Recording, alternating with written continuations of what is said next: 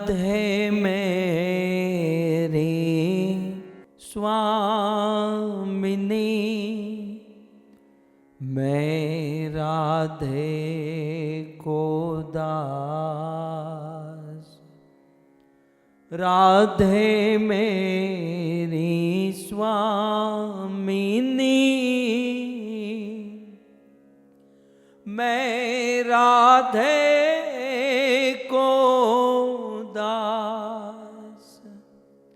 जन्म जन्म मोहे दीजियो, श्री वृंदावन वास। श्री वृंदावन वास। राधा तू बड़ भागिनी, कौन तपस्या कीन। तीनों लोक के नाथ है, सो तेरो वादीन। सो तेरो वादीन। जय राधा माधव कुंज बिहारी। गाइए। जय राधा माधव कुंज बिहारी।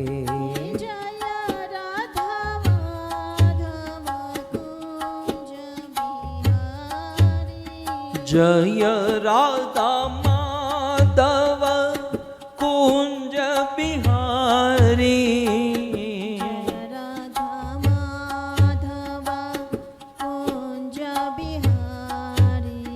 जय राधा माधव कुंज बिहारी। राधा माधव कुंज बिहारी। गोपी जनवल्लभ गिरिवर धारी। गोपी जनवल्लभ गिरिवर धारी। यशोदानंदन ब्रज जन रंजन। यशोदानंदन ब्रज जन रंजन। यशोदानंदन ब्रज जन रंजन। यशोदानंदन ब्रज जन रंजन। यशोदानंदन ब्रज जन रंजन। यशोदानंदन ब्रज जन रंजन। यमुना तीर वनचारी। यमुना तीर वनचारी। जय राधा माधव कुंज बिहारी। जय राधा माधव कुंज बिहारी। भज गोविंद गोविंद गोपाला। भज गोविंद गोविंद गोपाला। भज गोविंद गोविंद गोपाला। भज गोविंद गोविंद गोपाला। भज मुरली मनोहर नंदलाला। भज मुरली मनोहर नंदलाला।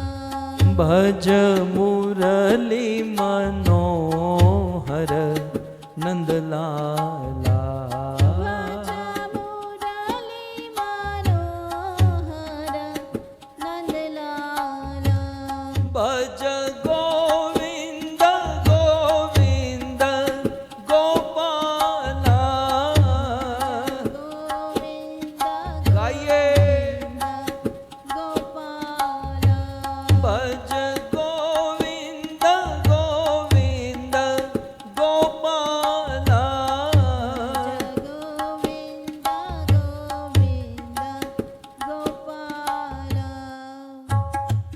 જય જય નંદ યશોદા દુલાલ ગિરિવરધારી ગોપાલ જય જય નંદ નંદ જશોદા જય હો. દુલાલ ગિરિવરધારી ગોપાલ ગોપાલ ગોપાલ ગોપાલ ગોપાલ જય હો.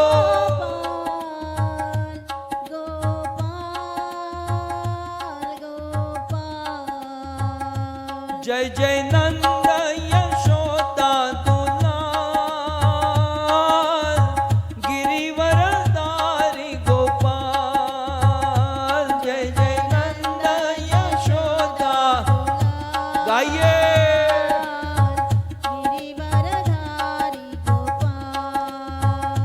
જય જય નંદ યશોદા દુલાલ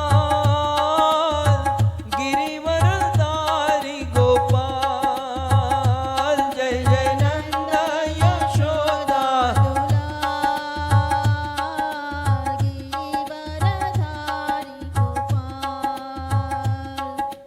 હરે કૃષ્ણ હરે કૃષ્ણ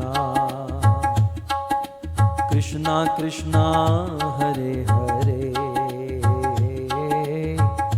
હરે રામ હરે રામ રામ રામ હરે હરે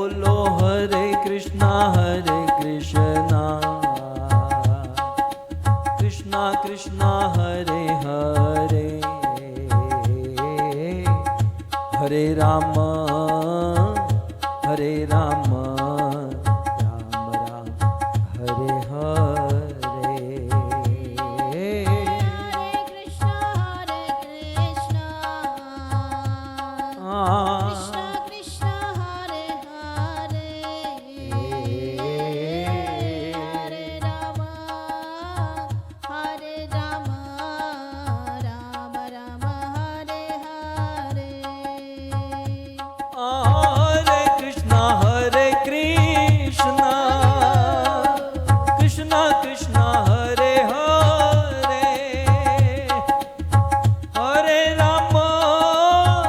હરે રામ રામ રામ હરે હરે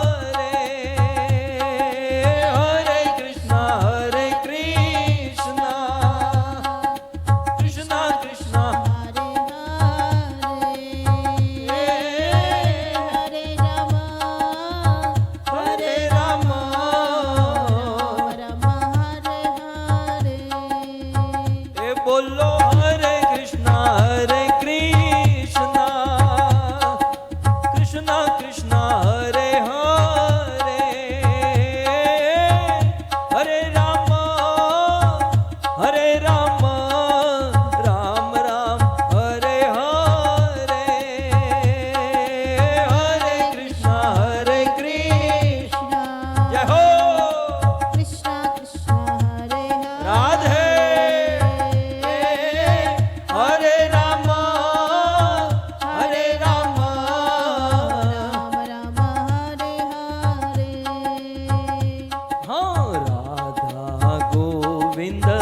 રાધા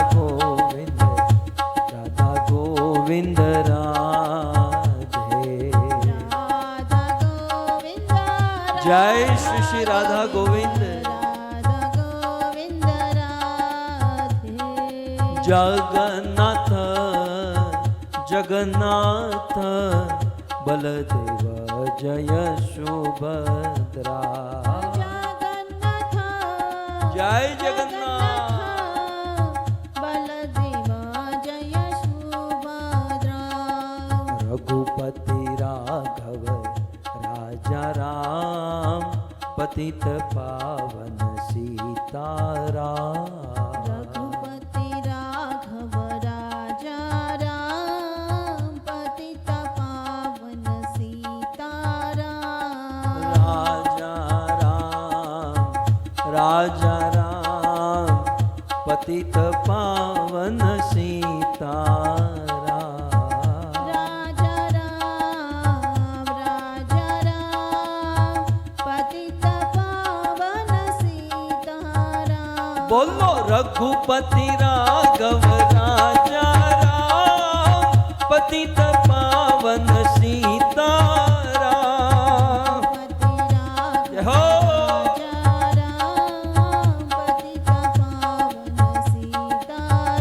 हाँ गौर निताय जय गौर निताय जय गौर निताय जय श्री श्री गौर निताय आहा प्रभुपाद प्रभुपाद प्रभुपाद श्रील प्रभुपाद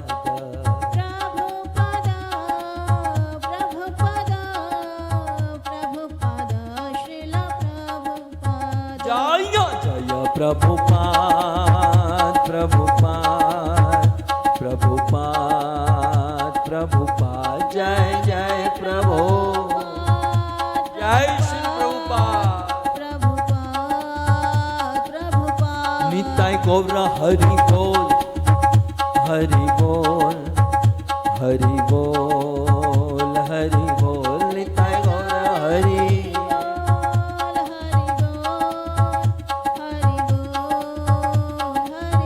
युग धर्म हरि नाम संकीर्तन की श्री श्री राधा गोविंद भगवान की श्री जगन्नाथ भगवान की श्री रामचंद्र भगवान की जगत गुरु श्री प्रभुपाद की निताय गौर प्रेमानंदे जय जय श्री राधे जय जय श्री राधे जय जय श्री राधे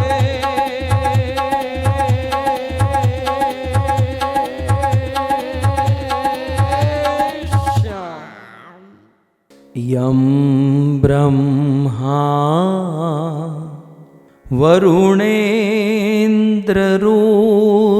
वरुणेन्द्ररुद्रमरुत स्तुवन्ति दिव्येस्तवे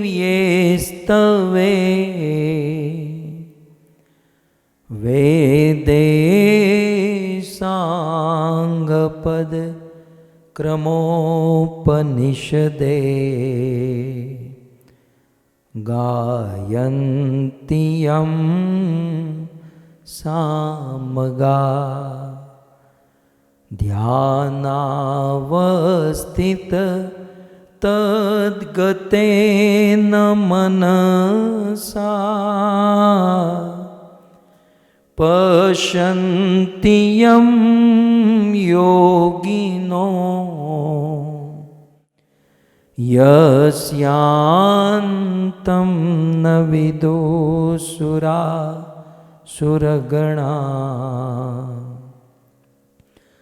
देवाय तस्मै नमः कृष्ण त्वदीयपदपं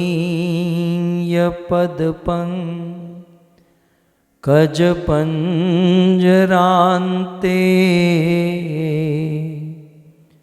अद्यैव मे विशतु मानसराजहंस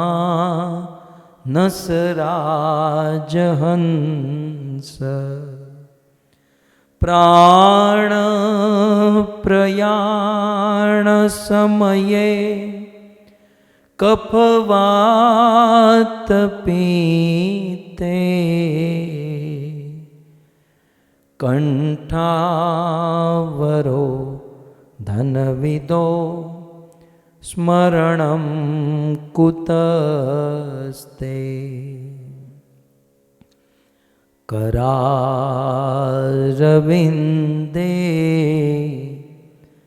न पदारविन्दं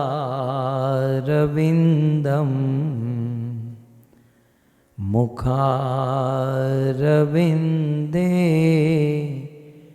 विनिवेशयन्तम् वटस्य पत्रस्य पुटे शयानं बालं मुकुन्दं मनसा स्मरामि। ॐ नमो भगवते वासुदेवाय।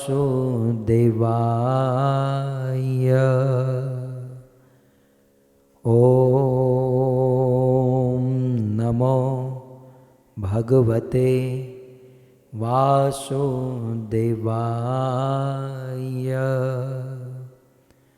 ॐ नमो भगवते वासुदेवाय।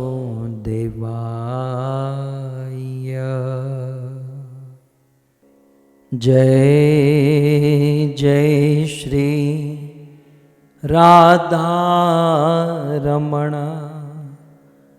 जय जय नवल किशोर, जय गोपी चित्तचोर प्रभु,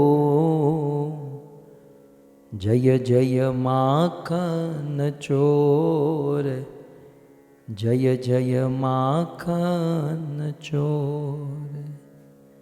श्री कृष्णचंद्र भगवान की, जगत गुरु शील प्रभुपाद की। उपस्थित भगवत कथा अनुरागी पधारे हुए भक्त वृंद, इस सभा को परम सुशोभित करने वाले हमारे अंतर्राष्ट्रीय कृष्ण भावनामृत संघ इस्कॉन के वरिष्ठ भक्तगण, दूर दूर से देश विदेश से फेसबुक यूट्यूब आदि के माध्यम से बड़ी भारी मात्रा में इस कथा का श्रवण करने वाले समस्त श्रोतागण, श्रीमद् भागवत कथा के तृतीय दिवस में पुनः एक बार आप सब का स्वागत एवं आप सब के चरणों में हमारा प्रणाम। राधे श्याम।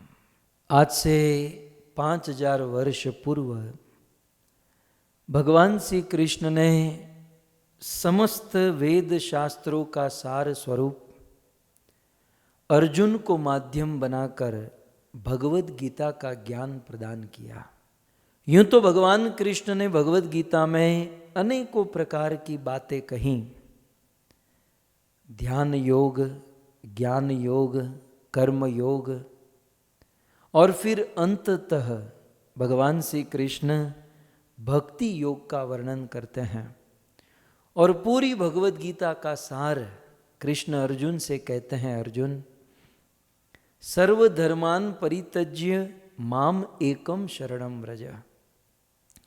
इस संसार में यदि कोई व्यक्ति सभी प्रकार के छोटे मोटे धर्म कर्तव्य आदि को त्याग कर परम धर्म अर्थात मुझ कृष्ण की शरण ग्रहण करता है, तो दो चीज होती है। एक तो अहम त्वाम सर्व पापेभ्यो, मैं उस व्यक्ति को सभी पापों से मुक्त कर दूंगा, और दूसरा मैं उनको मेरा धाम वैकुंठ प्रदान कर दूंगा। अतः भगवत गीता का सार कृष्ण ने कहा कि मेरी शरण में आओ, माम एकम शरणम व्रजः। और यह कहकर कृष्ण ने भगवत गीता को क्लोज कर दिया, बंद कर दिया। लेकिन कृष्ण ने गीता के अंत में जो कहा, हमारे भारत के ऋषि मुनियों ने उनको चरितार्थ करके दिखा दिया। गीता समाप्त हुई, भागवत प्रारंभ हुआ, और श्रीमद् भागवत के प्रारंभ में हमारे भारत के ऋषि मुनि 88,000 ऋषि मुनि किस प्रकार से सर्वधर्मान परित्यज्य, सभी धर्मों को त्याग कर माम एकम शरणम व्रज, भगवान कृष्ण की शरण ग्रहण करना, ये हमारे ऋषि मुनियों ने सिखाया।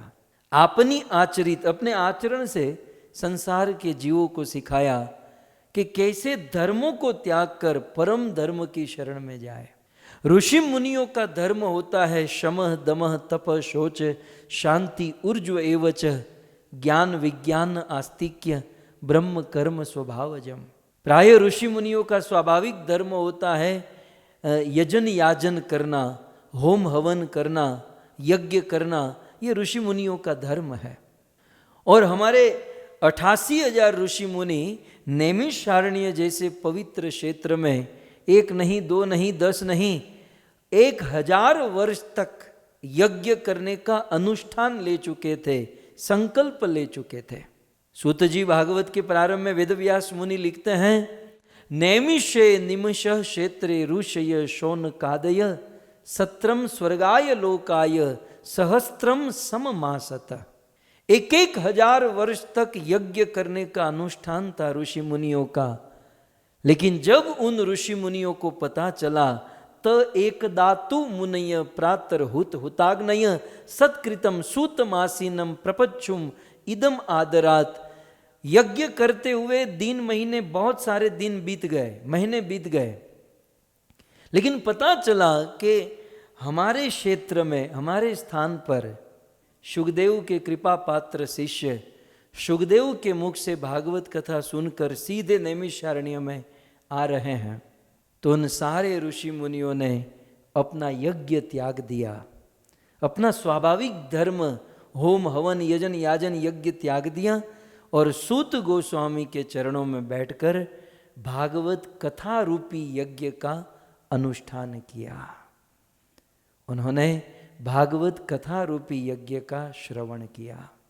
सो कहने का अर्थ यह है कि संसार के जितने भी शुभ कर्म है, जितने भी पवित्र कर्म है, उन सभी शुभ कर्म पवित्र कर्मों से उत्तम श्रेष्ठ परम कर्म और धर्म है भागवत कथा का श्रवण करना। और कथा के दौरान उन ऋषि मुनियों ने भागवत के बिल्कुल नींव, भागवत के बेज स्वरूप, पिलर स्वरूप, मूल स्वरूप उन्होंने 6 प्रश्न पूछे। और उन 6 प्रश्नों में से पहला प्रश्न था कि समस्त वेद पुराण उपनिषदों का सार क्या है, अर्थात साधन के विषय में प्रश्न पूछा। ऐसा कोई साधन बताइए ताकि हम ये संसार की फजीहत से मुक्त होकर मानव जीवन को सफल कर सके। दूसरा प्रश्न साधन के विषय में प्रथम प्रश्न पूछा, दूसरा साध्य के विषय में पूछा कि जीवात्मा के लिए सबसे ऊंचा गोल, सबसे ऊंचा लक्ष्य क्या है। तीसरा प्रश्न भगवान श्री कृष्ण के विषय में पूछा कि भगवान श्री कृष्ण इस धरती पर क्यों प्रकट हुए। फिर और एक प्रश्न कहते हैं कि भगवान कृष्ण की लीला सुनाइए।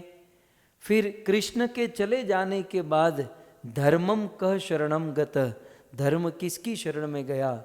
और उन 6 प्रश्नों में से एक प्रश्न ये था कि हे सूत जी, कृपया करके आप हमें भगवान के अवतार की कथा सुनाइए।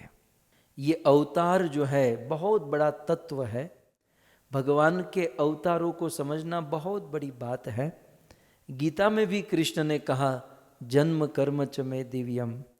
सो कृपया करके आप भगवान के अवतारों के विषय में कहिए। तब सूत गोस्वामी नैमिषारण्य के ऋषि मुनियों को भगवान के अवतार चरित्र, अवतार तत्व को विस्तार से वर्णन करते हैं। सूत जी प्रारंभ करते हैं, अवताराही असंख्याही, हे ऋषि मुनियों भगवान के असंख्य अवतार है। भगवान के अवतारों को कोई गिन नहीं सकता। प्राय कुछ लोग 24 अवतार है, 48 अवतार है, इतने अवतार हैं। तब हमारे आचार्य श्रीपाद श्रीधर स्वामी दृष्टांत देते हैं, जैसे समुद्र की लहरों को गिना नहीं जा सकता, वैसे भगवान के अवतारों को गिना नहीं जा सकता। कई बार कुछ लोग ऐसा कहते हैं ना, भगवान का पहला अवतार ये, दूसरा ये, तीसरा है। तब श्रीपाद श्रीधर स्वामी कहते हैं कि जैसे समुद्र की लहरों में कोई ये तय नहीं कर सकता कि पहली लहर कौन सी, दूसरा वेव कौन सा, तीसरा वेव कौन सा, सो भगवान के अवतारों में भी ये कोई तय नहीं कर सकता। आज तक कोई तय नहीं कर पाया कि प्रथम अवतार कौन सा, दूसरा कौन सा, तीसरा कौन सा। ज्योतिष चक्र के अनुसार निरंतर नित्य भगवान की लीला चलती है। अब यहाँ हम जिस प्लेनेट में रहते हैं, इस ब्रह्मांड में कलयुग चल रहा है, तो किसी और ब्रह्मांड में द्वापर युग चल रहा होगा, वहाँ कृष्ण लीला चल रही होगी, किसी ब्रह्मांड में सतयुग चल रहा होगा। तो भगवान की ये सारी लीलाएं, ये अनंत अवतार अलग अलग ब्रह्मांड में चलते रहते हैं। इसलिए कोई कितने अवतार हैं और कितने नंबर के अवतार हैं, ये कोई तय नहीं कर सकता। लेकिन हाँ, भगवान के असंख्य अवतार है, असंख्य अवतार।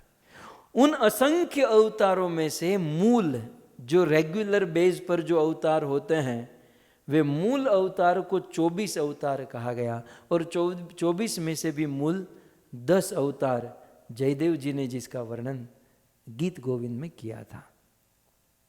तो मैं आपको ये कहना चाहता हूं कि श्रीमद् भागवत जी में सूत जी ने प्रथम स्कंद में नैमिषारण्य के ऋषि मुनियों को भगवान श्री कृष्ण के अवतारों के विषय में बताया। कृष्ण का अवतार कहते हैं, भगवान का अवतार सनकादिकों के रूप में हुआ, नारद के रूप में भगवान आए, भगवान ने पृथु अवतार धारण किया, नरसिंह अवतार धारण किया, राम अवतार धारण किया, दत्तात्रेय अवतार धारण किया, परशुराम अवतार। इस प्रकार से सभी अवतारों के प्रयोजन, सभी अवतारों की लीला, ये सारी बात सूत जी ने बताई और आप सब जानते हैं। आप तो इतने सीनियर हो ही चुके हैं कि ये सब जानते हैं।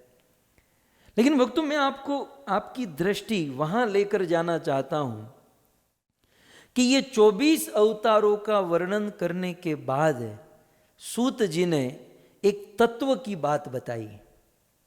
और वह तत्व की बात क्या थी, आज का प्रवचन यहां से हम शुरू करेंगे।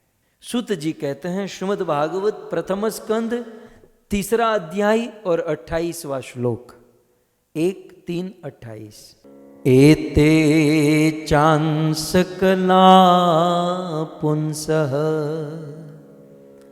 कृष्णस्तु भगवान स्वयं इंद्रियारि व्याकुलं लोकम् इंद्रियारि व्याकुलं लोकम् मुडियन्ति युगे युगे मुडियन्ति युगे युगे। श्रीमद् भागवतम में वेदव्यास मुनि लिखते हैं, सूत जी बोलते हैं, बहुत बड़ा सैद्धांतिक श्लोक है। प्राय वैष्णव को ये श्लोक कंठस्थ होना चाहिए, याद होना चाहिए कि बहुत जगह पर काम लगता है। ये कहते हैं, एते चांसकला पुंस कृष्णस्तु भगवान स्वयं इंद्रियारि व्याकुलम लोकम मुडियन्ति युगे युगे। मैं पहली लाइन को बाद में कहूं, पहले दूसरी लाइन का वर्णन करूं।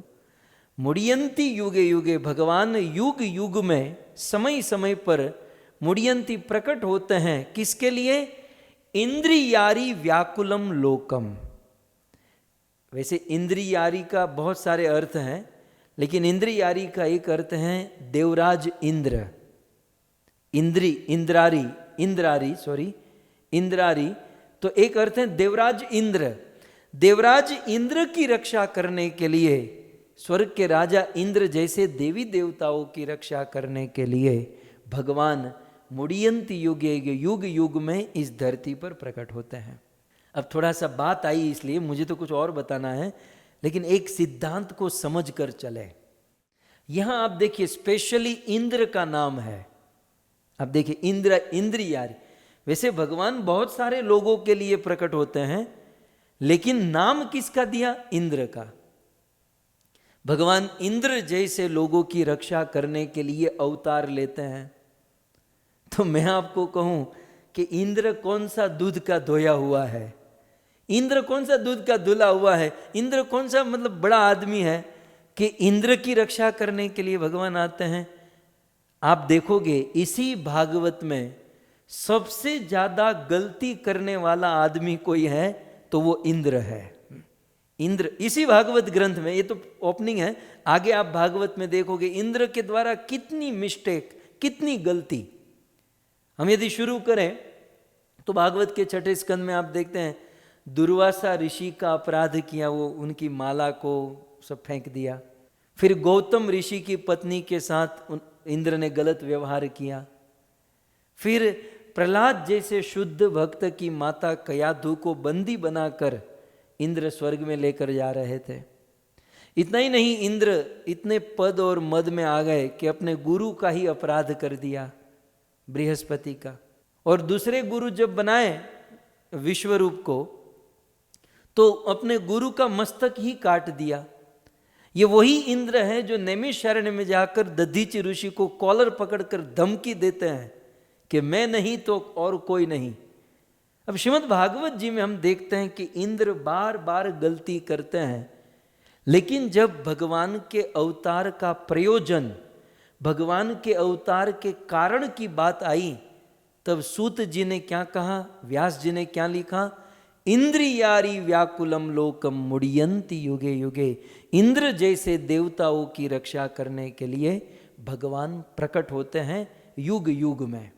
तो यहां पर प्रश्न होता है ना कि एक आदमी बारंबार गलती करता है फिर भी भगवान उनकी रक्षा करते हैं। स्पेशली हमारे जो अपने भक्त होते हैं ना, कई बार जो भक्त निरंतर नित्य मंदिरों में सेवा में लगे हैं और कई सालों से भक्ति साधना प्रैक्टिस कर रहे हैं, तो कई बार कुछ भक्त हमारे पास आते हैं कंप्लेंट लेकर, कुछ प्रॉब्लम लेकर।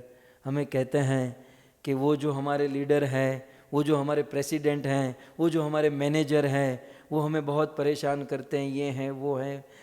बहुत सारी बातें होती हैं जब समाज है, परिवार है, मतभेद मनभेद होते हैं। तो मैं प्राय ये इसी श्लोक को कोट करता हूँ कि भले हमें कभी भी किसी सेवक के ऊपर दोषारोपण नहीं करना चाहिए। हम क्या हम एक तो हम मंदिर जाते नहीं है ना, और फिर मान लो महीने में एक बार या सैटरडे संडे मंदिर गए तो मंदिर जाकर हम इतनी बड़ी बड़ी कमेंट देते हैं कि मैं चाहता हूं कि इस मंदिर का प्रेसिडेंट मंदिर को ऐसे चलाना चाहिए, तू अपना घर चला लेना। लोग प्रेसिडेंट का वहीवट करते हैं कि मैं ऐसा, इस मंदिर को ये लीडर ऐसा चलाना चाहिए, इस मंदिर को। हम ले देकर $10 डोनेशन देते हैं, लेकिन वहीवट तो पूरी संस्था का करते हैं कि इस संस्था को ऐसा करना चाहिए, जीबीसी को ऐसा करना चाहिए। पहले अपने घर की जो दीवार में जो पपड़ी लगी ना उसको रिपेयर करा ले, फिर जीबीसी का वहीवट हाथ में लेना। कहने का अर्थ यह है कि हम लोग प्रायः अन्य सेवकों के ऊपर दोषारोपण करते हैं। और फिर कई बार प्रश्न ये भी होता है कि ये व्यक्ति इतनी गलती करता है, मतलब इतना गलत काम करता है, फिर भी भगवान उसे उस सेवा से हटाते नहीं है, फिर भी वो सेवा कर रहा है। तब हमें यह श्लोक याद करना चाहिए, इंद्रियारी व्याकुलम लोकम। इंद्र बहुत बार गलती किए लेकिन फिर भी भगवान उनकी रक्षा करते हैं। क्यों? इसके 2 कारण हैं। पहला कारण, इंद्र भले बहुत बार गलती किया। देखिए, गलती करना ये मनुष्य का स्वभाव है। आप देखिए, बड़े बड़े देवताओं से गलती होती है तो क्या मनुष्य से गलती नहीं होगी? हमारे गुजराती में कहावत है कि मानस मात्र भूलने पात्र। आदमी जो है ना वो भूल करता है, इसलिए तो आदमी है। यदि आदमी होकर भूल नहीं करता तो वो भगवान होता। भूल कौन नहीं करता? भगवान नहीं करते, बाकी भगवान को छोड़कर सब लोग गलती कर सकते हैं, करते हैं। सो इंद्र बहुत बार गलती की है, लेकिन इंद्र में 2 गुण है, ये हमें समझना होगा। इसलिए भगवान गलती करते हुए भी उनके लिए अवतार लेते हैं। तो पहली बात इंद्र में क्या है? इंद्र गलती करने के बाद जब उनको पता चल जाता है कि मेरी गलतियां हैं, तो इंद्र गलती को स्वीकार कर लेता है। ये इंद्र में बहुत बड़ा गुण है। इंद्र से गलती हो गई, मिस्टेक हो गई, लेकिन गलती करने के बाद उसे एक्सेप्ट कर लेते हैं, स्वीकार कर लेते कि हाँ, मैं अज्ञान में था, मुझे अभिमान था, मुझे मद मोह था, इसलिए मैंने गलती की है। इतना बड़ा देवता, देवताओं का राजा होकर भी इंद्र में ये गुण है कि अपनी गलती को स्वीकार करना। और थोड़ी दृष्टि हमारे ऊपर कर लीजिए। हम लोग गलती करते हैं, लेकिन हम गलती स्वीकार नहीं करते हैं। तुम सब झूठे, मैं कभी गलत नहीं हो सकता। पूरी दुनिया गलत हो सकती है, लेकिन मैं, ये हमारा भाव है। हम लोग गलती स्वीकार नहीं करते। इवन कभी 2 भक्तों का झगड़ा होता है और गुरुदेव कहते हैं कि भाई क्षमा मांग लो, माफी मांग लो। तो जानते हो क्षमा कैसे, माफी कैसे मांगता है? देखो, गुरुजी कह रहे हैं इसलिए मैं माफी मांग रहा हूं और मैं तुझे प्रणाम कर रहा हूं, लेकिन समझ लेना गलती तो तेरी ही है। इतना होने के बाद भी गलती तो तेरी है, मेरी गलती नहीं है, स्वीकार नहीं करता। लेकिन इंद्र में ये गुण है कि अपनी गलती को स्वीकार करते हैं। और दूसरा, देवराज इंद्र का सबसे बड़ा गुण कि वो भगवान की सेवा में लगे हुए हैं। और जो व्यक्ति भगवान की सेवा में लगा है ना, उससे कभी कभार गलती भी हो जाए तो भगवान उसे क्षमा कर देते हैं और उनकी रक्षा करने के लिए भगवान अवतार तक ले लेते हैं। इसलिए भक्तों, जब कोई व्यक्ति से गलती हो जाए तो उनके गुणों को हमें देखना चाहिए। मैं दूसरों की बात ना करूं, मैं मेरी बात कर लूं। थोड़ा सा पॉइंट आया इसलिए मैं क्लेरिफिकेशन। मान लो ये प्रवचन करते करते हमसे स्लिप ऑफ टंग हो जाए या गलती हो जाए, तो उसको पकड़ के बैठ नहीं जाना चाहिए कि प्रभु जी आज गलत बोल दिए। प्रभु जी 1.5 साल से बोल रहे हैं, ये देखना चाहिए। आप समझ रहे हैं? ये बेचारा 1.5 साल से 2-2, 3-3 घंटा बोल रहा है, वो नहीं देखेंगे और एक पॉइंट को, एक शब्द को, एक वर्ड को लेकर बस ये गलत है, तो ये तो ठीक नहीं हुआ ना। मैंने तो मेरा ही दे दिया, भले आत्मश्लाघा समझिए, लेकिन समाज में, संसार में हमें दूसरों के गुण को देखना चाहिए। जब भी हम किसी का दोष हमको दिखाई दें तो पहले ये देखो इसमें गुण कितने सारे हैं। मैं अक्सर दृष्टांत देता हूं कि समुद्र में यदि एक बूंद कोई जहर डाल देता है तो क्या समुद्र जहरीला हो जाएगा? मान लो गंगा में कोई एक बूंद पॉइजन जहर की डाल दे तो क्या गंगा का पानी पीकर कोई मर जाएगा? नहीं। ठीक उसी प्रकार कोई व्यक्ति बहुत सेवा कर रहा है, अपने जीवन को समर्पित कर चुका है, शुद्ध भक्ति में लगा है, और कभी कभार माया के प्रभाव से, कलयुग के प्रभाव से उनसे गलती हो जाए तो जैसे समुद्र में 1-2 जहर की बूंद कोई मायने नहीं रखती, वैसे शुद्ध सेवा, शुद्ध भक्ति और चिरकाल निरंतर सेवा करने वालों से यदि 1-2 भूल हो जाए तो वो कोई मायने नहीं रखती। और मायने की बात छोड़ दीजिए, इवन भगवान उसको नजरअंदाज करके उस भक्त के लिए अवतार तक धारण कर लेते हैं। तो मैं आशा करता हूँ कि आप मेरी बात को समझ रहे हैं। इंद्रियारी व्याकुलम लोकम मुड़ियंत युगे युगे।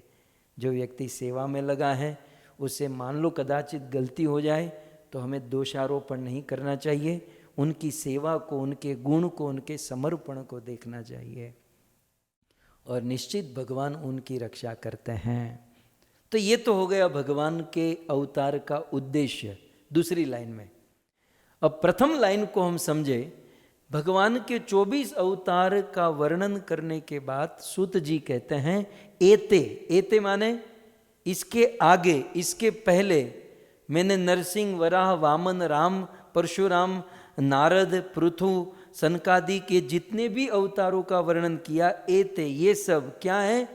च अंश, कला पुंस, ये सब अंश है।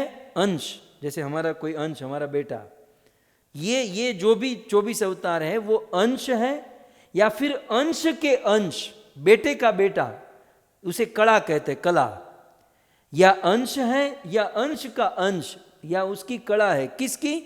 तो कहते हैं कृष्णस्तु।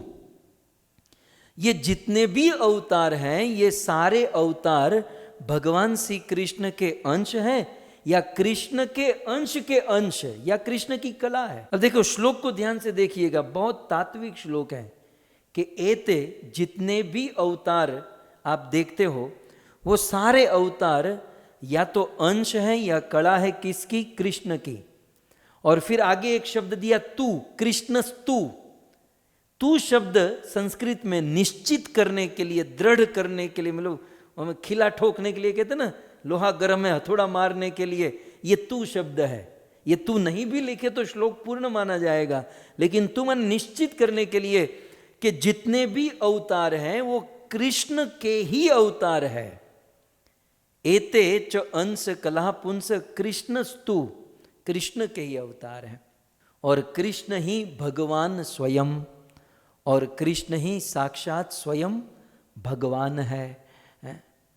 सो कृष्णस्तु भगवान स्वयं। सो कहने का अर्थ यह है कि कृष्ण जो है वो स्वयं भगवान है।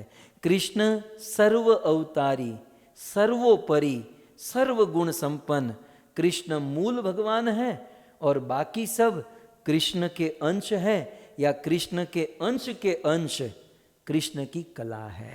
तो भक्तों, हम लोग महाशिवरात्रि के निकट हैं और भागवत के आश्रय में बैठकर वैष्णवा नाम यथा शंभु शिव जी को समझने का प्रयास, विनम्र प्रयास कर रहे हैं।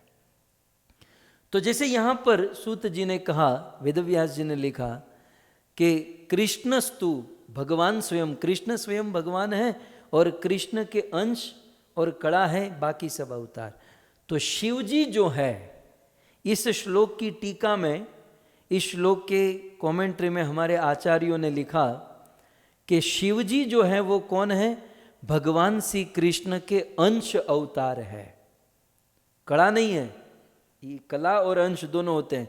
शिव जो है भगवान श्री कृष्ण के अंश अवतार है, और भगवान श्री कृष्ण से शिव प्रकट हुए। लेकिन शिव में भी बहुत सारी बातें हैं। भगवान श्री कृष्ण से डायरेक्ट शिव जी प्रकट हुए। वो शिव कौन? उसे सदाशिव कहते हैं। शिव भी दो है, एक है सदाशिव और एक है शिव, दो शिव है। तो यहां पर इस श्लोक में जो कहा गया कि कृष्णस्तु भगवान स्वयं, और स्वयं भगवान कृष्णस्तु अंश, उस भगवान श्री कृष्ण के अंश है सदाशिव, और सदाशिव के अंश है जिसे हम महादेव और शिव जी, जो रेगुलर हम जिस शिव जी को मानते हैं वो शिव जी कौन है? वो सदाशिव के अंश है, मतलब सदाशिव के अवतार है। तब दो शिव हो गए, एक है सदाशिव और एक है शिव। पहले ये जान लीजिए सदाशिव का स्थान कहाँ है और ये जो शिव जी का स्थान कहाँ है। कृष्ण के अंश सदाशिव जो है वो 8 भौतिक आवरणों के ऊपर, 8 भौतिक आवरण, ये जो संसार बना है, ये ब्रह्मांड बना है 8 आवरणों से बना है। सो 8 भौतिक आवरणों से ऊपर एक विरजा नदी है, और ये विरजा नदी जो है ना, प्राकृत और अप्राकृत, भौतिक और आध्यात्मिक, मटेरियल और स्पिरिचुअल वर्ल्ड जो है उसके बीच की बॉर्डर है। माने भौतिक और आध्यात्मिक जगत को अलग करने वाली ये नदी है। जैसे हम लोग देखते हैं ना कि अमेरिका और कनाडा को अलग करने वाली वो नाइग्रा फॉल की नदी नहीं जाती है, वहाँ से दोनों कंट्री अलग होती हैं। प्राय ऐसा ही होता है ना, स्टेट वाइज या कंट्री वाइज जहाँ नदी बहती है, नाला बहता है, प्राय ऑलमोस्ट वो नदी से ही 2 भाग अलग हो जाते हैं। जैसे भारत देखिए, नेपाल देखिए, गंडकी। तो भौतिक और आध्यात्मिक जगत में बीच में जो है विरजा नदी बहती है। सो 8 आवरणों से बना हुआ ये भौतिक जगत, और फिर उसके ऊपर विरजा नदी, और विरजा को पार करके एक लोक है जिसका नाम है मुक्ति लोक। अब ये आध्यात्मिक जगत में आ गया, भौतिक जगत समाप्त हुआ, विरजा नदी, फिर मुक्ति लोक, फिर मुक्ति लोक को पार करेंगे, फिर जो लोक आएगा वो है शिव लोक। तो शिव लोक कहां पर है? मटेरियल वर्ल्ड में नहीं, आध्यात्मिक जगत में है शिव लोक। और उस शिव लोक के स्वामी है सदाशिव। इस श्लोक में जो कहा गया, कृष्णस्तु भगवान स्वयं, स्वयं भगवान कृष्ण के जो अंश है वो सदाशिव है, और वह आध्यात्मिक जगत में शिव लोक में रहते हैं, और वो सदाशिव के नाम से जाने जाते हैं। अच्छा, उस सदाशिव के विषय में, अब ये तो भागवत की बात हो गई, उस सदाशिव के विषय में ब्रह्मा जी ने ब्रह्म संहिता में जिक्र किया।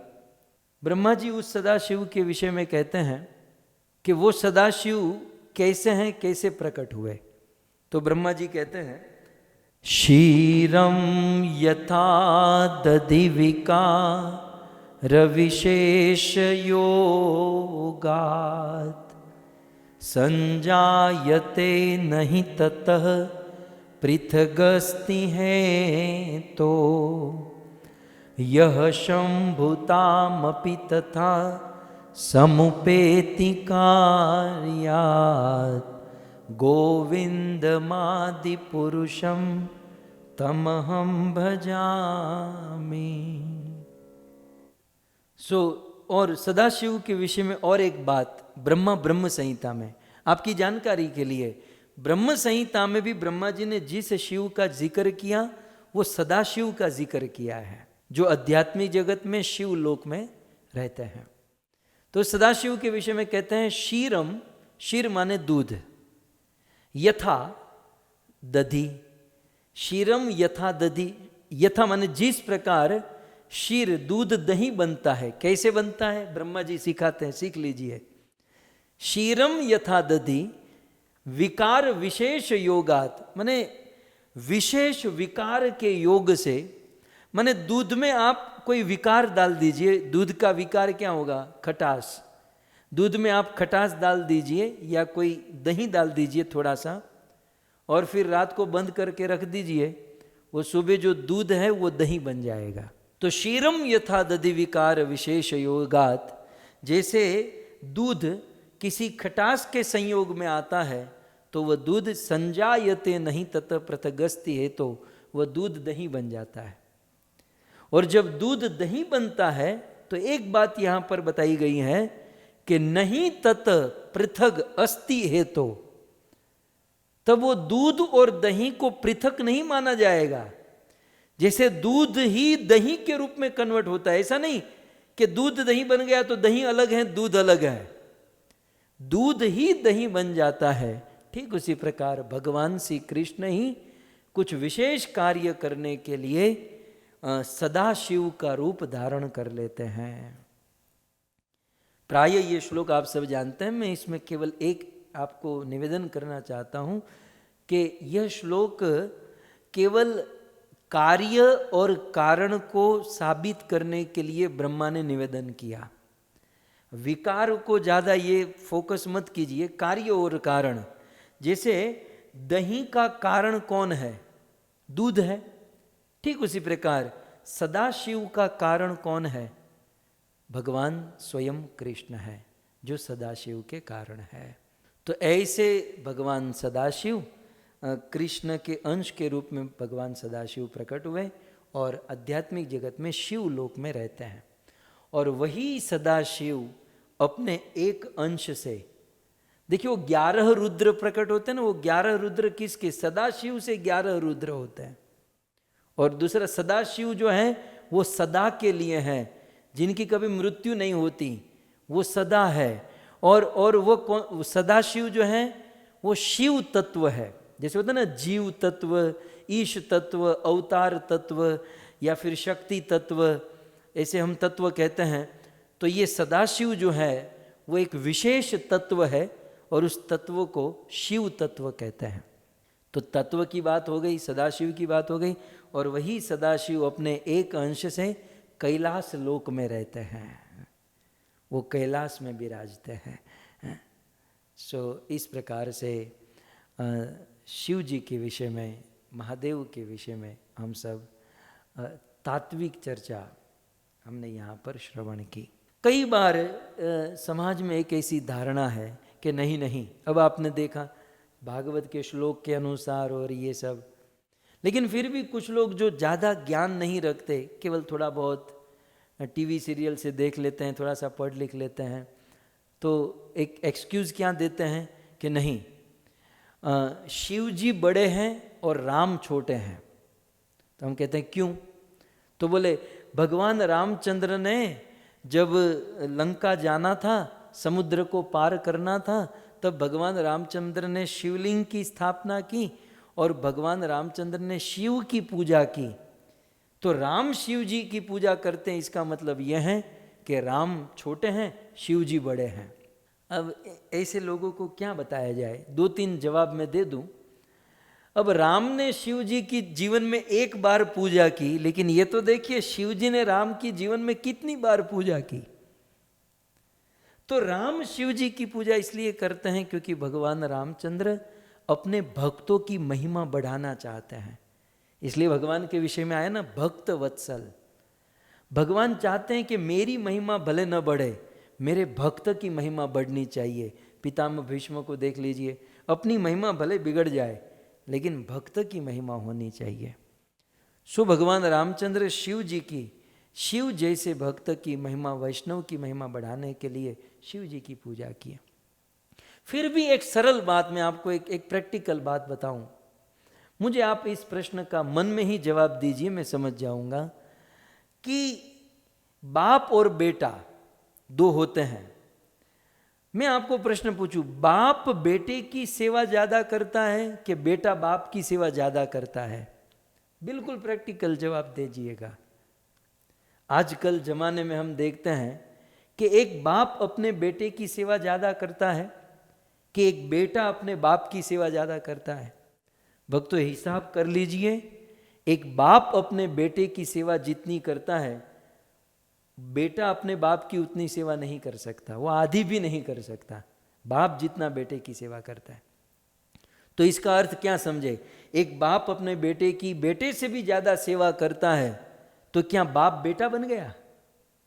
बाप प्रेम के खातिर अपने बेटे की सेवा करता है, अधिक सेवा करता है, लेकिन फिर भी बाप बाप होता है, बेटा बेटा होता है।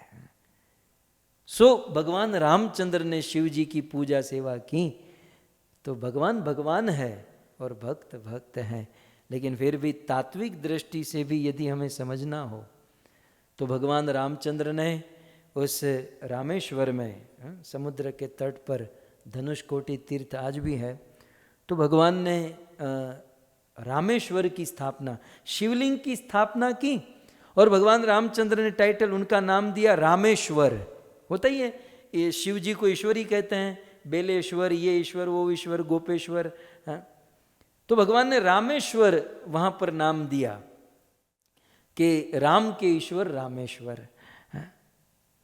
तो जब भगवान श्री रामचंद्र ने ये नाम दे दिया तो दुनिया के मनुष्यों ने इसका मतलब क्या समझा, रामेश्वर का मतलब क्या समझा? मैं आपको श्लोक में दिखाऊं। दुनिया के लोगों ने रामेश्वर का नाम समझा रामस्य ईश्वर इति रामेश्वर। रामस्य ईश्वर, रामेश्वर का अर्थ क्या है? सारे मनुष्य बोल पड़े कि रामस्य ईश्वर, राम के ईश्वर हैं शिव जी, इति रामेश्वर, इसलिए इसका नाम रामेश्वर हुआ। इसलिए रामेश्वर भगवान की जय। इस प्रकार से मनुष्य लोग जब चर्चा करने लगे कि राम के ईश्वर शिव है, राम के ईश्वर शिव है, इसलिए रामेश्वर की जय, रामेश्वर की जय, उसी समय देवता प्रकट हुए और देवताओं ने मनुष्य को कहा रुको रुको रुको भाई, आपने रामेश्वर का अर्थ ठीक नहीं किया, रामेश्वर का अर्थ ये नहीं है।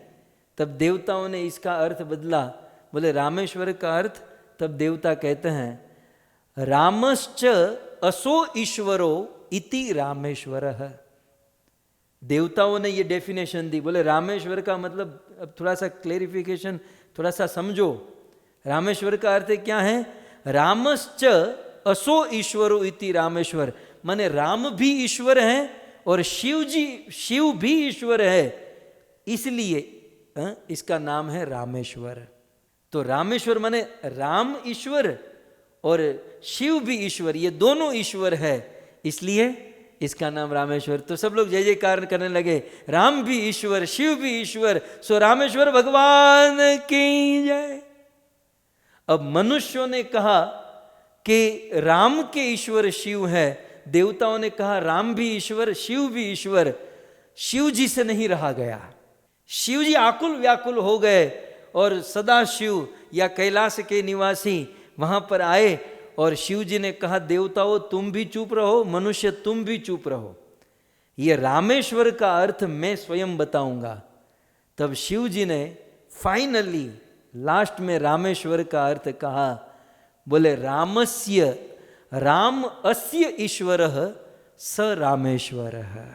राम यस्य ईश्वर स राम, राम ही जिसके ईश्वर है वही रामेश्वर है।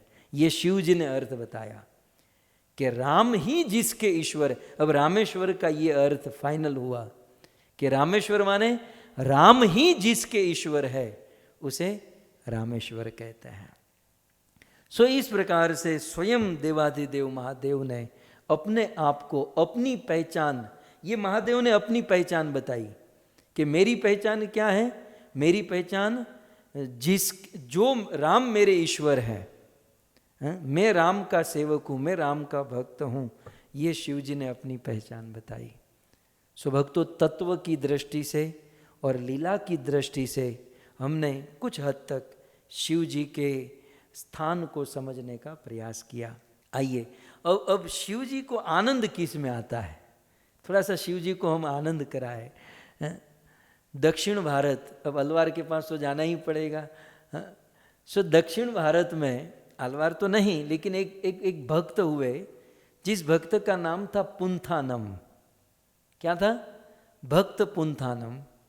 तो ये भक्त पुंथानम जो थे ये भागवत बहुत अच्छा बोलते थे, बहुत सुंदर अमृत चर्चा में वो प्रवचन करते, 1008 लोग डायल करते और सब लोग बहुत थोड़ा लेट आते लेकिन फिर भी सब लोग बहुत अच्छे से प्रेम से सुनते और बड़ा आनंद करते। तो दक्षिण भारत का ये एक साधु, एक संत एक जगह पर रहता नहीं था। ये पुंथानम की कथा हम कभी विस्तार से सुनेंगे। पुंथानम जी जो थे वो विचरण करते थे, पानी बहता भला संत चलता भला। तो विचरण करते करते करते क्या हुआ, साउथ इंडिया में, दक्षिण भारत में एक स्थान है कोट्टियूर। बोलिए मन में, कोट्टियूर। तो साउथ में, दक्षिण भारत में एक स्थान है कोट्टियूर, और कोट्टियूर में शिव जी का एक मंदिर है, शिवलिंग है, शिव जी का मंदिर है। और ये कोट्टियूर में जो शिव जी का मंदिर है वो 12 महीने में, एक साल में केवल 2 महीने के लिए खुलता है। होता है ना, जैसे हमारे उत्तराखंड में 4 धाम, बद्रीनाथ, केदार, यमुनोत्री, गंगोत्री, ये साल में 4 महीने के लिए ही खुलते हैं। अपना अक्षय तृतीया से शुरू होता है, फिर 4 महीने, फिर वो सब बंद होता है, फिर देवी देवता आते हैं। वैसे अभी कोई ऐसा स्थान मैं भूल रहा हूँ, केवल 1 महीने के लिए, साल में 1 महीने के लिए खुलता है। कुछ स्थान 8 साल में 1 महीने के लिए, तो ऐसा है। तो कोट्टियूर में शिव जी का एक बहुत सुंदर मंदिर, शिवलिंग की स्थापना, और स्वयंभू शिव जी वहाँ पर आज भी विराजमान है, और साल में 2 महीना वह खुलता है। और ये पुंथानम जो भगत था, भागवत को बहुत सुंदर रिसाइटेशन करता था, पढ़ता था।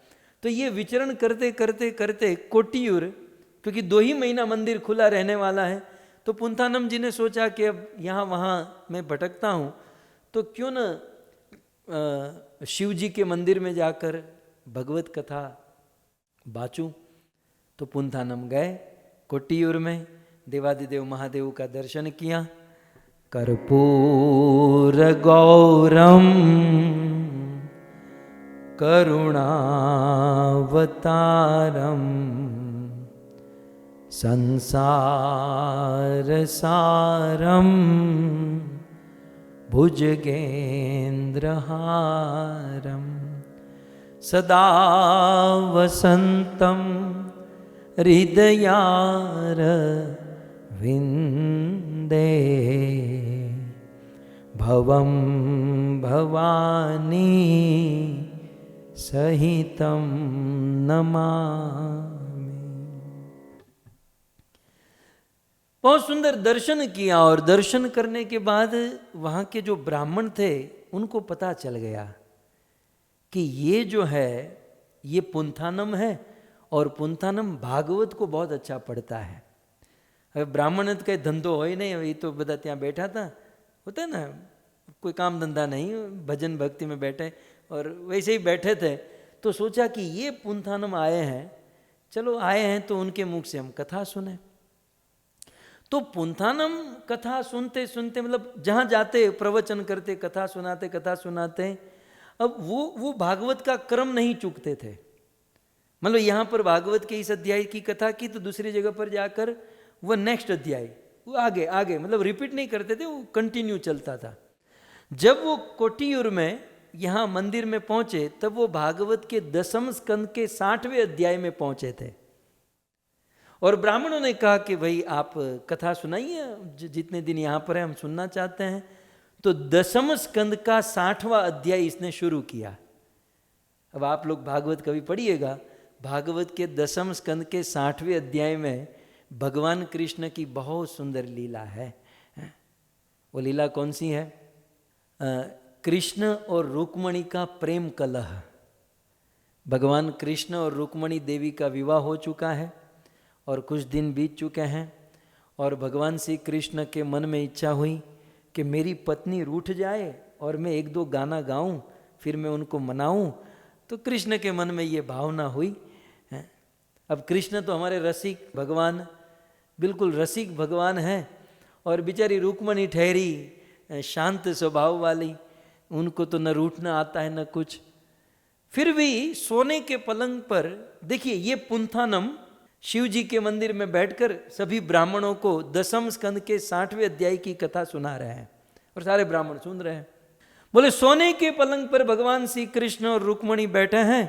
कृष्ण थोड़े से खड़े हो गए और उस दिन रुक्मणी को कुछ अलग अंदाज से कहते हैं कि रुक्मणी बाकी सब तो ठीक है, लेकिन एक काम बहुत गलत हो गया। बोले क्या प्रभु, मेरे से क्या गलती हो गई? बोले तुमने मुझसे जो विवाह किया रुक्मणी, ये तुम्हारे जीवन में सबसे बड़ी गलती। रुक्मणी तुम थोड़ा सोचो, क्या देखकर तुमने विवाह किया? कोई व्यक्ति विवाह करता है तो पहले उनके माता पिता के बारे में सोचता है। मेरे माता पिता का कोई ठिकाना ही नहीं। कुछ लोग कहते हैं नंद का बेटा, कुछ लोग कहते हैं वसुदेव का बेटा, 2 बाप, और कोई फिक्स नहीं कर सकता, तो ये भी ठीक नहीं है। और यदि मेरी हिस्ट्री चेक करो रुक्मणी, यदि मेरा इतिहास देखो, मेरी बायोग्राफी देखो, तो चोरी के अलावा मैंने कुछ किया नहीं है। मेरा नाम बिगड़ा हुआ है, माखन को चुराया, गोपी के चीर को चुराया। तुमने रुक्मणी ये सोचा होगा कि नहीं ये कृष्ण बहुत शक्तिशाली है, पावरफुल है।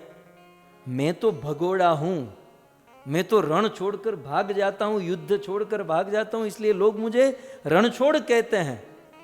तो रात दिन चोरी किया, लोग मुझे रणछोड़ कहते हैं, कायर कहते हैं। मेरे माता पिता का भी कोई भरोसा नहीं। और तुमने ये सोचा होगा कि नहीं इनका फ्रेंड सर्कल अच्छा होगा, पार्टियों में जाएंगे, आनंद करेंगे। तो रुक्मणी फ्रेंड के नाम पर बाजू में पोरबंदर का सुदामा, फक्कड़ बाबा, तो पार्टी भी करे तो किसके साथ?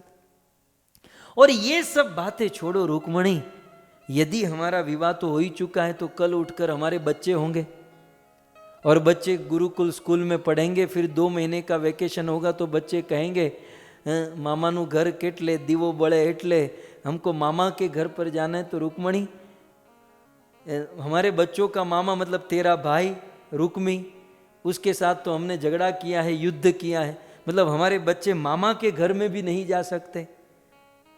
और रुक्मणी और दूसरी ओर शिशुपाल जैसे सुंदर सुंदर राजा महाराजा तुमसे विवाह करना चाहते हैं। अभी भी शिशुपाल को कहा जाए तो बारात लेकर आ जाएंगे। रुक्मणी हजी मग चोखा भेड़ा नहीं, આપણે ત્યાં એવું કે હજી મગ ચોખા ભેળા નથી, અભી भी सोच लो, तुम कहो तो मैं शिशुपाल को निमंत्रण भेजूं, और मैं तुम्हें शिशुपाल के पास। रुक्मणी ने अब तक तो बर्दाश्त कर लिया, जो भी कहा बर्दाश्त कर लिया। लेकिन जब कृष्ण ने ये कहा कि मैं तुम्हें शिशुपाल के पास छोड़कर आऊं, जब विरह की बात आई, अरे कृष्ण मुझे छोड़ देंगे, कृष्ण से मैं दूर हो जाऊंगी। कृष्ण बोलते बोलते थोड़े थोड़े चलते चलते आगे पहुंच गए। वहां पलंग से रुक्मणी धड़ाम करके गिरी, मूर्छित होकर गिर गई। कृष्ण दौड़ कर आए, रुक्मणी को कहने लगे, रुक्मणी मैं तो मजाक कर रहा था, मैं तो मजाक कर रहा था, वेदों को बुलाओ, इन पर जल छिड़को, इनको कैसे भी करके होश में लाओ। सो बहुत मेहनत करने के बाद रुक्मणी होश में आई। रुक्मणी कहती हैं कि कृष्ण ऐसा मजाक मेरे साथ फिर कभी मत करना। कृष्ण कहते हैं, रुक्मणी गृहस्थ जीवन में दो ही तो सुख है, एक छोटे छोटे बच्चों की तोतली बोली सुनना और दूसरा रूठी हुई पत्नी को मनाना। तुमने तो ये सुख से भी मुझे वंचित रख दिया। ये कथा सुनो अब ध्यान से।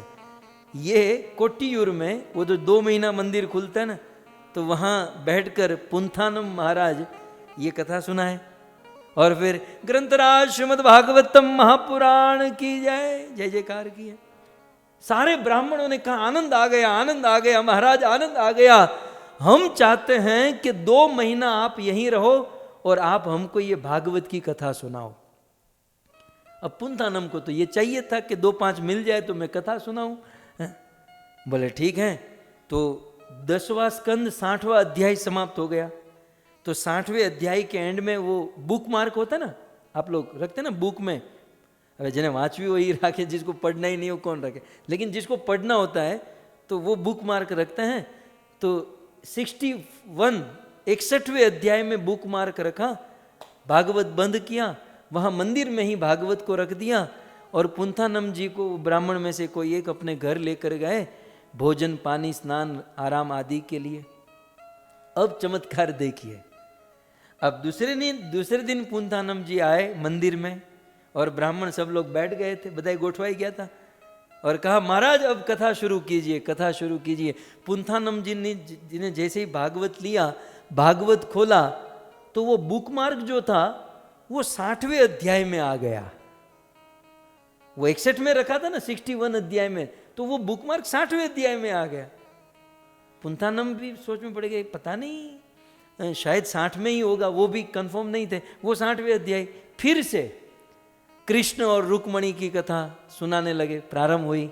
जैसे अभी आपने सुना प्रेम कलह की कथा, और कथा 1-1.5-2 घंटे सुनने के बाद फिर से 61 अध्याय पर वो बुक मार्क रखा, भागवत बंद किया और अपने घर चले गए। दूसरे दिन आए, भागवत पढ़ने के लिए बैठे तो फिर से वो बुक मार्क 60वें अध्याय में। अब रोज कथा वही एक ही कथा, लेकिन कथा रसमय ढंग से होती थी, इसलिए किसी को ये नहीं होता था, उबन नहीं होती थी।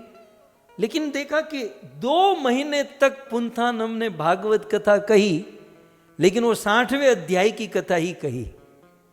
मानो वो कृष्ण रुक्मणी की कथा 60 दिन तक लगातार वही कथा चलती रही।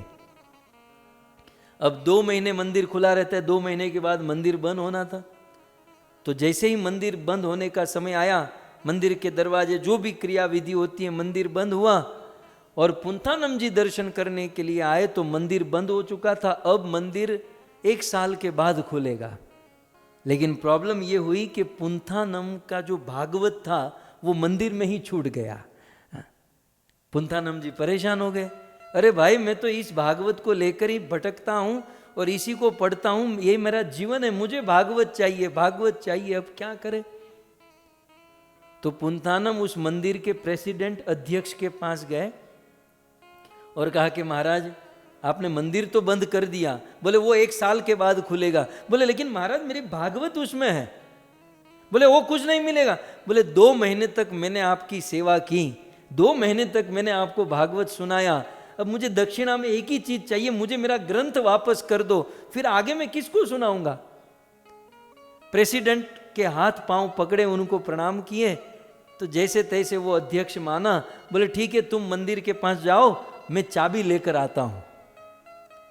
अब वो प्रेसिडेंट ने चाबी को, क्योंकि 1 साल के बाद खोलना था तो बहुत अंदर अंदर रख दी थी, उसको लाने में थोड़ी सी देरी हुई और ये पुंथानम मंदिर के दरवाजे के पास जाकर खड़ा है और वो सुना कि मंदिर में से कोई आवाज आ रही है। देखिए सत्य घटना, कल का इतिहास। मंदिर में कोई कथा बोल रहा है, मंदिर में कथा चल रही है और मंदिर से आवाज आ रही है। पुंथानम जी ने अपना कान उस मंदिर के दरवाजे की जो दो दरवाजे के बीच में जो लाइन होती है ना, मतलब जो जगह छोड़ती है ना, वहां कान रखा तो देखा कि दशम स्कंद के 60वें अध्याय की कथा चल रही है। जो कथा 2 महीना चली वही कथा अंदर चल रही है। पुंथानम जी को लगा कि अंदर तो सब खाली है, मंदिर खाली, बंद कर दिया, अंदर कौन कथा बाज रहा है। उन्होंने जैसे तैसे 2 दरवाजे को, भारत के दरवाजे ढीले होते हैं तो उसमें कड़ी होती हैं, खूंटी होती हैं, उसको थोड़ा हिलाया और थोड़ी सी एक बीच में वो तिराड़ थी और उसमें से पुंथानम अपनी आंखों से देखता है तो कथा बोलने वाले स्वयं देवाधिदेव महादेव, ये जो मेरी बाजू में बैठे हैं, स्वयं शिव जी पुंथानम की पोथी लेकर उसमें से कथा बोल रहे हैं और कथा सुनने वाली देवी पार्वती बैठी है, बाजू में गणेश जी बैठे हैं, बाजू में कार्तिकेय बैठे हैं और शिव जी बड़े भाव से दशम स्कंद के 60वें अध्याय की कृष्ण रुक्मणी की कथा, ये भागवत की कथा पार्वती को, गणेश जी को, कार्तिकेय को सुना रहे और सब लोग सुन रहे हैं। और पुंथानम जी अब तो सुन रहे थे, अब तो सुन भी रहे हैं और देख भी रहे हैं, थोड़ा थोड़ा उनको दिखाई दे रहा है। और अब कथा सुनते सुनते सुनते इति श्रीमद् भागवते महापुराणे परमहंसायाम संहितायाम दशम स्कंद 60वां अध्याय समाप्त। जब शिव जी ने कहा ग्रंथराज श्रीमद् भागवतम पुराण की जय जय, तो पार्वती जी ने अपना हाथ ऊपर किया, जैसे आप लोग करते ना कथा के बाद। I have one question, not question but I have one comment. अच्छा, शिव जी ने कहा ठीक है बताइए। तो पार्वती कहती है कि पतिदेव आपने मेहनत तो बहुत की, आपने भागवत को पढ़ने का और कथा बोलने की मेहनत तो बहुत की, लेकिन बुरा मत लगाइएगा महाराज, आप बुरा मत लगाइएगा। 2 महीने से पुंथानम जो कथा बोल रहे थे ऐसी आपने नहीं जमाई। આપણે કહે ને એવું ન જમાયું તમે, 2 महीने से जो पुंथानम जमा रहा था ऐसी नहीं जमी, मतलब वो जो भगत गा रहा था वैसा आपने नहीं कहा। तो शिव जी कहते हैं कि तुझे तो मेरे में दोष ही दिखाई देते हैं, तू तो कभी अप्रिशिएट नहीं करती, कुछ नहीं, ये नहीं वो नहीं। शिव जी ने गणेश को पूछा, गणेश बेटा गणेश तुझे क्या लगता है? बोले मम्मी बिल्कुल ठीक बोल रही है। बच्चे तो माता के ही पक्ष में हो जाते हैं। देखिए बच्चों पर ज़्यादा भरोसा मत करना, वो जब पति पत्नी का झगड़ा होगा तो बच्चे तो माता जी के पक्ष में ही चले जाएंगे। तो गणेश जी ने कहा mummy you are perfect, you are right, आप जो बोले बिल्कुल ठीक है, कि वो जो पुंथानम गा रहा था ऐसा तो नहीं। शिव जी ने कार्तिकेय को कहा कार्तिकेय तुम? बोले हाँ मम्मी ठीक कह रही है, वो जो गा रहा था। और बाहर पुंथानम खड़े खड़े ये सुन रहा था, पुंथानम जी बाहर खड़े खड़े ये सुन रहे थे। और फिर तो वो पुजारी जी, कथा आगे बहुत लंबी है, पुजारी जी आए, दरवाजे खुले और फिर तो पुंथानम की स्थिति ही बदल गई। मुझे जो आपसे कहना था वो ये है कि शिव जी स्वयं अपने पूरे परिवार के साथ बैठकर मिलकर भागवत कथा का पाठ करते हैं, भागवत कथा का गान करते हैं। मुझे आपसे इतना ही कहना है कि देखिए परिवार में कभी कभी मतभेद हो सकते हैं, मनभेद हो सकते हैं। हम सब जॉइंट परिवार में, हम सब साथ में रहने वाले लोग। शिव जी के परिवार में देखिए, शिव जी की पत्नी पार्वती का वाहन है सिंह और शिव जी का वाहन है नंदी। अब प्रकृति में देखिए कि सिंह जो है वो नंदी गाय को तुरंत बेल को खा जाता है, तो ये दोनों के बीच में झगड़ा। कार्तिकेय का वाहन है मोर और शिव जी के गले में है सांप, तो मोर सांप को खा जाता है, यहां झगड़ा। शिव जी के गले में सांप और गणेश जी का वाहन है चूहा, अब सांप चूहे को खाता है। બધા એકબીજાની સામે ડોળા કાઢીને બેઠા હોય કે આ જો શિવજી थोड़ा दूर जाए तो नंदी को खा जाऊं, सांप सोचे गणेश थोड़ा दूर जाए तो ये चूहे को गप कर जाऊं। मतलब ये सब कुछ कलह होने की पूर्ण संभावना शिव जी के परिवार में है। शिव जी के परिवार में कलह होने की पूर्ण संभावना है, लेकिन आज तक शिव जी के परिवार में कोई कलह नहीं, कोई झगड़ा नहीं। कारण शिव जी के परिवार में रोज भागवत कथा होती है। शिव जी स्वयं भागवत पढ़ते हैं और पूरा परिवार बैठकर भागवत सुनता है। हम भी हमारे परिवार में भागवत सुने तो जीवन में, परिवार में कभी कोई कलह नहीं होगा, कोई झगड़ा नहीं होगा।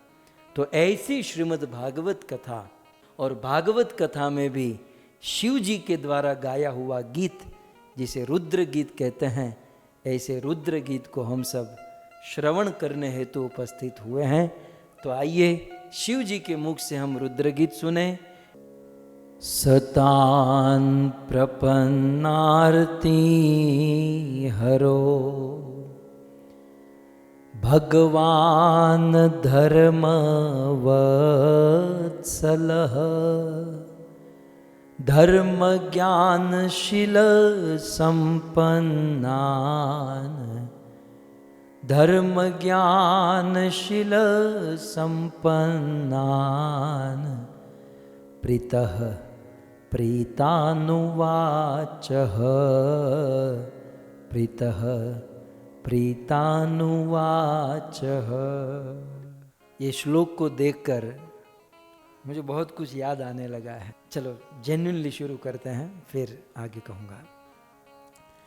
प्रसंग से आप सब परिचित हैं कि प्राचीन बरही के 10 पुत्र प्रचेता समुद्र के तट पर तपस्या करने हेतु जा रहे थे, और फिर मार्ग में शिवजी मिले और शिवजी से उन्होंने उपदेश आशीर्वाद ग्रहण किया, जिससे उनको भगवान विष्णु की प्राप्ति हो गई।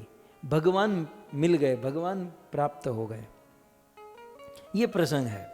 तो इसको पहले संक्षिप्त में मैत्रेय मुनि कहते हैं कि जब प्रचेता जा रहे थे समुद्र के तट पर तपस्या करने के लिए, तो उनको मार्ग में शिव जी मिले। तो शिव जी की विशेषता बताते हुए इस श्लोक में कहते हैं कि जब प्रचेताओं को शिव जी मार्ग में मिले, कथम भूतम शिव, शिव जी कैसे हैं? सतान प्रपन्नार्ति हरो। शिव जी की 5 विशेषता यहां पर बताई। सबसे पहले कहते हैं स माने वो शिव। शिव जी कैसे हैं? प्रपन्न आरती हरो हो। शिव जी की प्रथम विशेषता है प्रपन्न आरती हरो। 3 शब्द है इसमें। प्रपन्न माने शरणागत, आर्त माने दुख, हर माने हर लेना। प्रपन्न आरती हरो माने अपने शरणागत के दुख को हरने वाले हैं देवाधिदेव महादेव। प्रपन्न आरती हरो। तो ये शिव जी की महिमा है कि यदि कोई व्यक्ति शिव जी को प्रपन्न हो जाता है, शिव जी को शरणागत हो जाता है, तो शिव जी उनके सारे दुख को हर लेते हैं।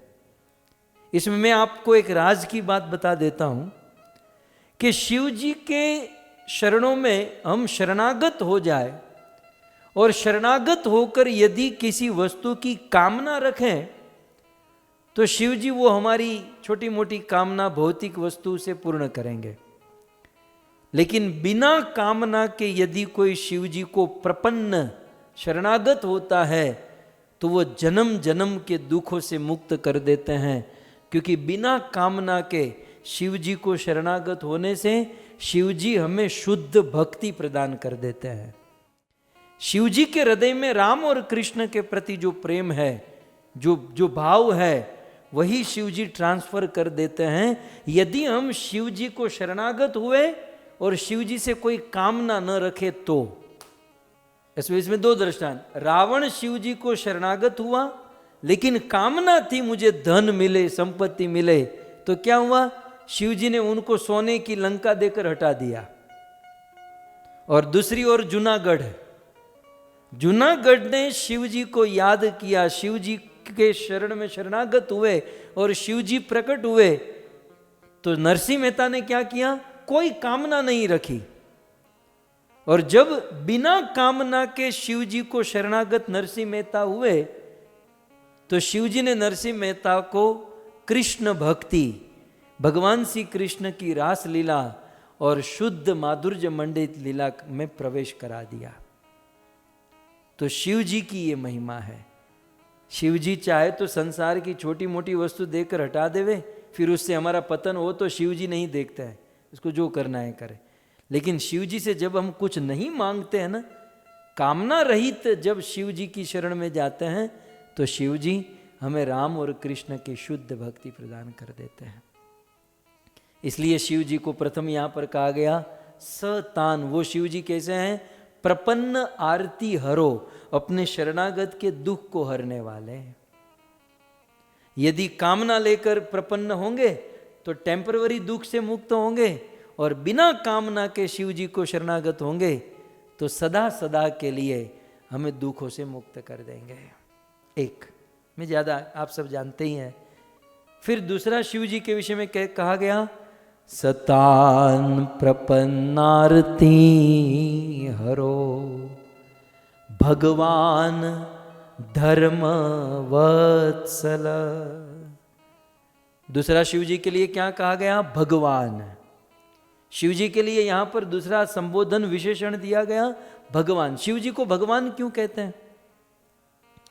क्योंकि वेदव्यास मुनि के पिता पराशर ऋषि ने भगवान शब्द की व्याख्या देते हुए कहा, जिसके पास धन हो उसे धनवान कहते हैं, जिसके पास ज्ञान हो उसे ज्ञानवान कहते हैं, जिसमें बल हो उसे बलवान कहते हैं। ठीक उसी प्रकार जिसके पास भग हो उसे भगवान कहते हैं। तो फिर पराशर ऋषि ने कहा भग का अर्थ क्या है? भग माने 6 चीज, ऐश्वर्यस्य समग्रस्य वीरस्य यशस्य श्रिय ज्ञान वैराग्यश्चैव शषणाम भग इति गणा। ये 6 प्रकार के गुण जिसमें परिपूर्ण मात्रा में हो उसे भगवान कहते हैं। लेकिन शिव जी में ये 6 गुण तो नहीं है, लेकिन हाँ ये 6 भग, ये 6 ऐश्वर्यों में से एक ऐश्वर्य है वैराग्य। 6 ऐश्वर्य ना, ज्ञान, सुंदरता, बल, रूप, यश, उनमें से एक है वैराग्य। तो ये वैराग्य नाम का भग ऐश्वर्य शिव जी के अंदर कूट कूट के भरा है। शिव जी में भरपूर मात्रा में वैराग्य है, इसलिए शिव को भगवान कहते हैं। वैराग्य रूपी भगवान है, इसलिए शिव जी भगवान। और प्रकट रूप से हम देख सकते हैं शिव जी जब दूसरों को दान दक्षिणा करते हैं, रावण जैसों को सोने की लंका दे देते हैं, लेकिन जब स्वयं की बात आती है तो अपने लिए एक झोंपड़ी तक नहीं बनाते। हिमालय में उस बर्फीले पर्वत पर बरगद के पेड़ के नीचे रहते हैं अपनी पत्नी और बच्चों के साथ। पूर्ण वैरागी है शिव जी। कपड़ों के नाम पर हम तो कितने कितने कपड़े रोज बदलते, क्या क्या करते, एक मृग चर्म धारण कर लेते हैं, बाल की जटा बना देते हैं, बात खत्म हो गई है। तो ये है पूर्ण, इसलिए भगवान कहते हैं। दूसरा तो सतान प्रपन्न आरती हरो भगवान। फिर क्या कहते हैं? तीसरा विशेषण है धर्म वत्सल। शिव जी कैसे हैं? धर्म वत्सल। कल इस पर हमने व्याख्या की थी, आप सब जानते हैं। जो धर्म का पालन करता है, जो धर्म कर्म करता है, उसके प्रति वत्सला गाय की तरह शिव जी प्रेम करते हैं, उसका ध्यान रखते हैं, धर्म करने वालों का ध्यान रखते हैं। और फिर यदि वो अधर्म किया तो फिर उसी को शिव जी खत्म कर देते हैं। लेकिन धर्म वत्सल, तो धर्म वत्सल है शिव जी। फिर चौथा संबोधन विशेषण शिव जी के लिए दिया गया धर्म ज्ञान। शिव जी कैसे हैं? धर्म ज्ञान, धर्म ज्ञानी। धर्म के विषय में सारा ज्ञान, सारा नॉलेज शिव जी को है, इसलिए सतान धर्म ज्ञान। शिव जी धर्म ज्ञानी है, सभी धर्मों का पूर्ण रूप से ज्ञान शिव जी को। और शिव जी की 5वीं महिमा शील संपन्न। शिव जी कैसे हैं? शील संपन्नान, शीलवान है शिव जी, परम शीलवान है शिव जी।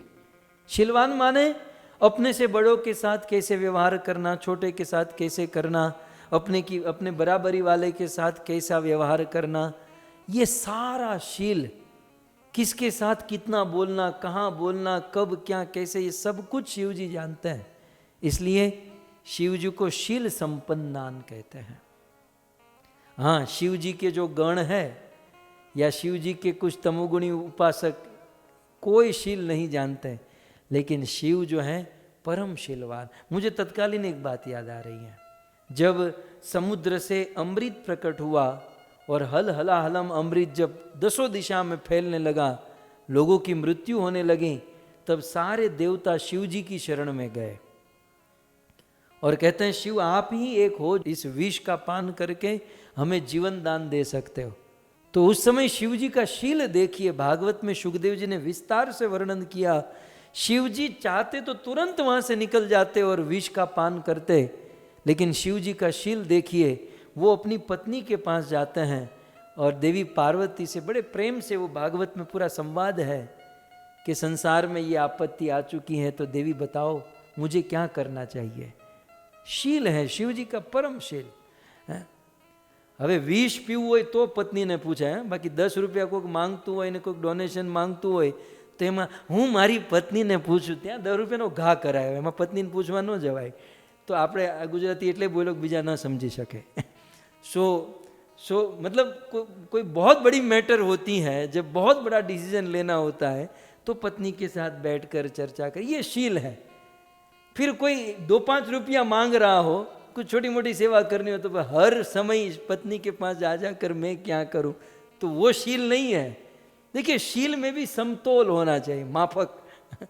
तो शिव जी में ये सारी बातें हैं, बहुत सुंदर शीलवान, शील संपन्नान। और फिर बहुत सुंदर बात है, प्रीतः प्रीतानुवाचः। शिव जी जब बोले तो कैसे बोले, प्रीत उवाचः, बड़े प्रेम से बोले। ये बहुत सुंदर शब्द है हम लोगों के लिए। हम जब भी कुछ बोले ना तो प्रीतानुवाचः, प्रेम से बोलना चाहिए। आप कहोगे लेकिन प्रेम होना चाहिए ना, नहीं भी हो ना तो आर्टिफिशियल प्रेम, भले वो देवानंद याद आ रहा है, पल भर के लिए कोई हमें प्यार कर ले, झूठा ही सही यार, झूठा ही सही, लेकिन प्रेम से बोलो। प्रीतुवाचः। अब मैं आपको एक बात मुझे याद, ये मैं जो बोल रहा हूं भागवत से बाहर नहीं जा रहा हूं। आप नीचे दूसरी लाइन में अंतिम शब्द है प्रीतुवाचः। मुझे ये बताओ सच्चा वीर कौन है, सच्चा शूरवीर कौन है? मुझे तत्कालीन माइंड में भगत सिंह याद आ रहे हैं। भगत सिंह जानते हैं? भगत सिंह हुए हमारे भारत में बहुत बड़े शहीद, स्वतंत्रता की लड़ाई में जवान लड़का भगत सिंह। भगत सिंह के विषय में वर्णन है कि उनको फांसी पर चढ़ाने का ऑर्डर आ गया कि भाई उनको कल के दिन फांसी है। लेकिन भगत सिंह के आप हिस्ट्री पढ़िए कि उसके मुख पर कभी कोई चिंता नहीं, कभी कोई भय नहीं था। इवन जिस दिन सुबह उनको फांसी लगनी थी उस दिन वो किताब पढ़ रहे थे, वो बुक पढ़ रहे थे। मैं सोचूं साला भगत सिंह को डर लगा ही नहीं होगा। भगत सिंह को जब वो पहनाते काला और फिर वो रस्सी बांधते हैं, मरते समय तो डर लगा होगा। कोई तो ऐसा पल आया होगा कि आदमी है, उनको डर तो लगा ही होगा। कौन कह सकते है डर नहीं लगा होगा? तो भगत सिंह को अंदर से डर कहीं ना कहीं तो लगा होगा, लेकिन बाहर उसने प्रकट नहीं किया। यह है उनकी वीरता। वीरता समझिए, वीरता किसे कहते हैं? मैं इस शब्द पर कह रहा हूं, प्रेम से बोले। हम कहते हैं हमको प्रेम से बोलना नहीं है, प्रेम नहीं है, झगड़ा ये वो है, जो भी है। लेकिन सच्ची वीरता क्या है? डरना नहीं, ये वीरता नहीं है। डर है लेकिन उसे प्रकट नहीं करना, ये वीरता है। बाकी डर तो सबके अंदर है। डर ना होता तो वो भगवान होता। डर तो सबके, दुनिया में सब लोग डरते हैं, लेकिन भगत सिंह ने अपने डर को प्रकट नहीं किया, वो प्रकट नहीं करने दिए, ये उसकी वीरता है। हमारे अंदर भी बड़े कटु शब्द, कठोर स्वभाव, ये सब कुछ है, बड़ा बड़ा भूसा भरा हुआ है। लेकिन वीरता क्या है? उसको हम प्रकट न होने दें, केवल प्रेम की बात करें। ये वीरता है, ये आर्ट सीखना है, ये शिव जी से, हमारे शहीदों से, ये जो भी ये गुण हमें ग्रहण करना है। આપણે ગાંધીજીને મહાત્મા કહીએ તો ગાંધીજીને ક્યારે આમ મોજ કરવાની ઈચ્છા નહીં થઈ હોય? મને ઘણી વાર આ બધા વિચારો આવે। लेकिन जो भी है, इन महानुभावों ने जो भी है वो प्रकट नहीं किया। प्रकट केवल उन्होंने प्रेम प्रकट किया, निर्भीकता को प्रकट किया। हमें भी यही सीखना है। हाँ, कथा करते हैं, मेरी बात, कथा करते हैं तो कभी हम नर्वस नहीं होते होंगे, कभी कभी मूड नहीं बिगड़ता होगा, कभी ये नहीं। लेकिन सच्ची वीरता क्या है? जो भी है प्रीत उवाचः, जब भी बोले प्रेम से बोले, उत्साह से बोले, यह है सच्ची वीरता। बहुत सुंदर बात है, आप लोग इस पर मंथन कीजिएगा। लेकिन यहाँ पर शिव जी, હવે આ शिवजी पति पत्नी वाला गृहस्थ आदमी, जैसे मैंने आपको कहा गृहस्थ आदमी है, उसमें वो गणेश आता है कभी कभी, पप्पा ये आपका सांप जो है ना वो डोला निकाल रहा है मेरे चूहे के ऊपर। कार्तिकेय आता है कि मेरा मोर तुम्हारे सांप को खाना चाहता है। नंदी आता है, देखो ये पार्वती का जो सिंह वो मुझे खाने के लिए। तो प्रॉब्लम तो शिव जी के परिवार में भी होगी, लेकिन वीरता क्या है? प्रकट नहीं होने देना। कुछ दिन पहले एक चर्चा हो रही थी ना क्वेश्चन आंसर में कि भाई मेरी पत्नी के साथ ये प्रॉब्लम है, वो प्रॉब्लम है। जो भी है, पति पत्नी, पिता पुत्र, जो भी है, जब तक बात अपनों में है हम वीर है। जब तक अपनों में बात है, परिवार में, अब हम अपने शरीर में भी कितना गड़बड़ होती है। आप एक शरीर की बात करो, हमारे अकेले शरीर में भी कितनी गड़बड़ होती है, लेकिन वो अपने अंदर होती है। ठीक उसी प्रकार समाज में, परिवार में मान लो मतभेद मनभेद हो, लेकिन जब तक अपने में है तब तक वो वीरता है। लेकिन अपनी पत्नी की कंप्लेंट दूसरे को करे, पति की कंप्लेंट कोई यहाँ वहाँ, जब वो बात बाहर निकलती है तो समझो आप फेल हो, आप हारे हुए हो। अब आ गया, इसलिए मैं आपको ये पॉइंट मुझे याद आ गया। ये जीवन हमें सीखना है। तो प्रीत उवाचः, शिव जी प्रेम से बोले। और क्यों प्रेम से बोले? क्योंकि प्रीतः, 2 बार प्रीत है। प्रीतः प्रीतानुवाचः, क्योंकि शिव जी को ये प्रचेताओं के ऊपर, शिव जी को प्राचीन बरही के ये 10 पुत्र प्रचेताओं के ऊपर प्रेम आ गया। प्रीत, शिव जी को बड़ा प्रेम छा गया। और प्रेम क्यों आया?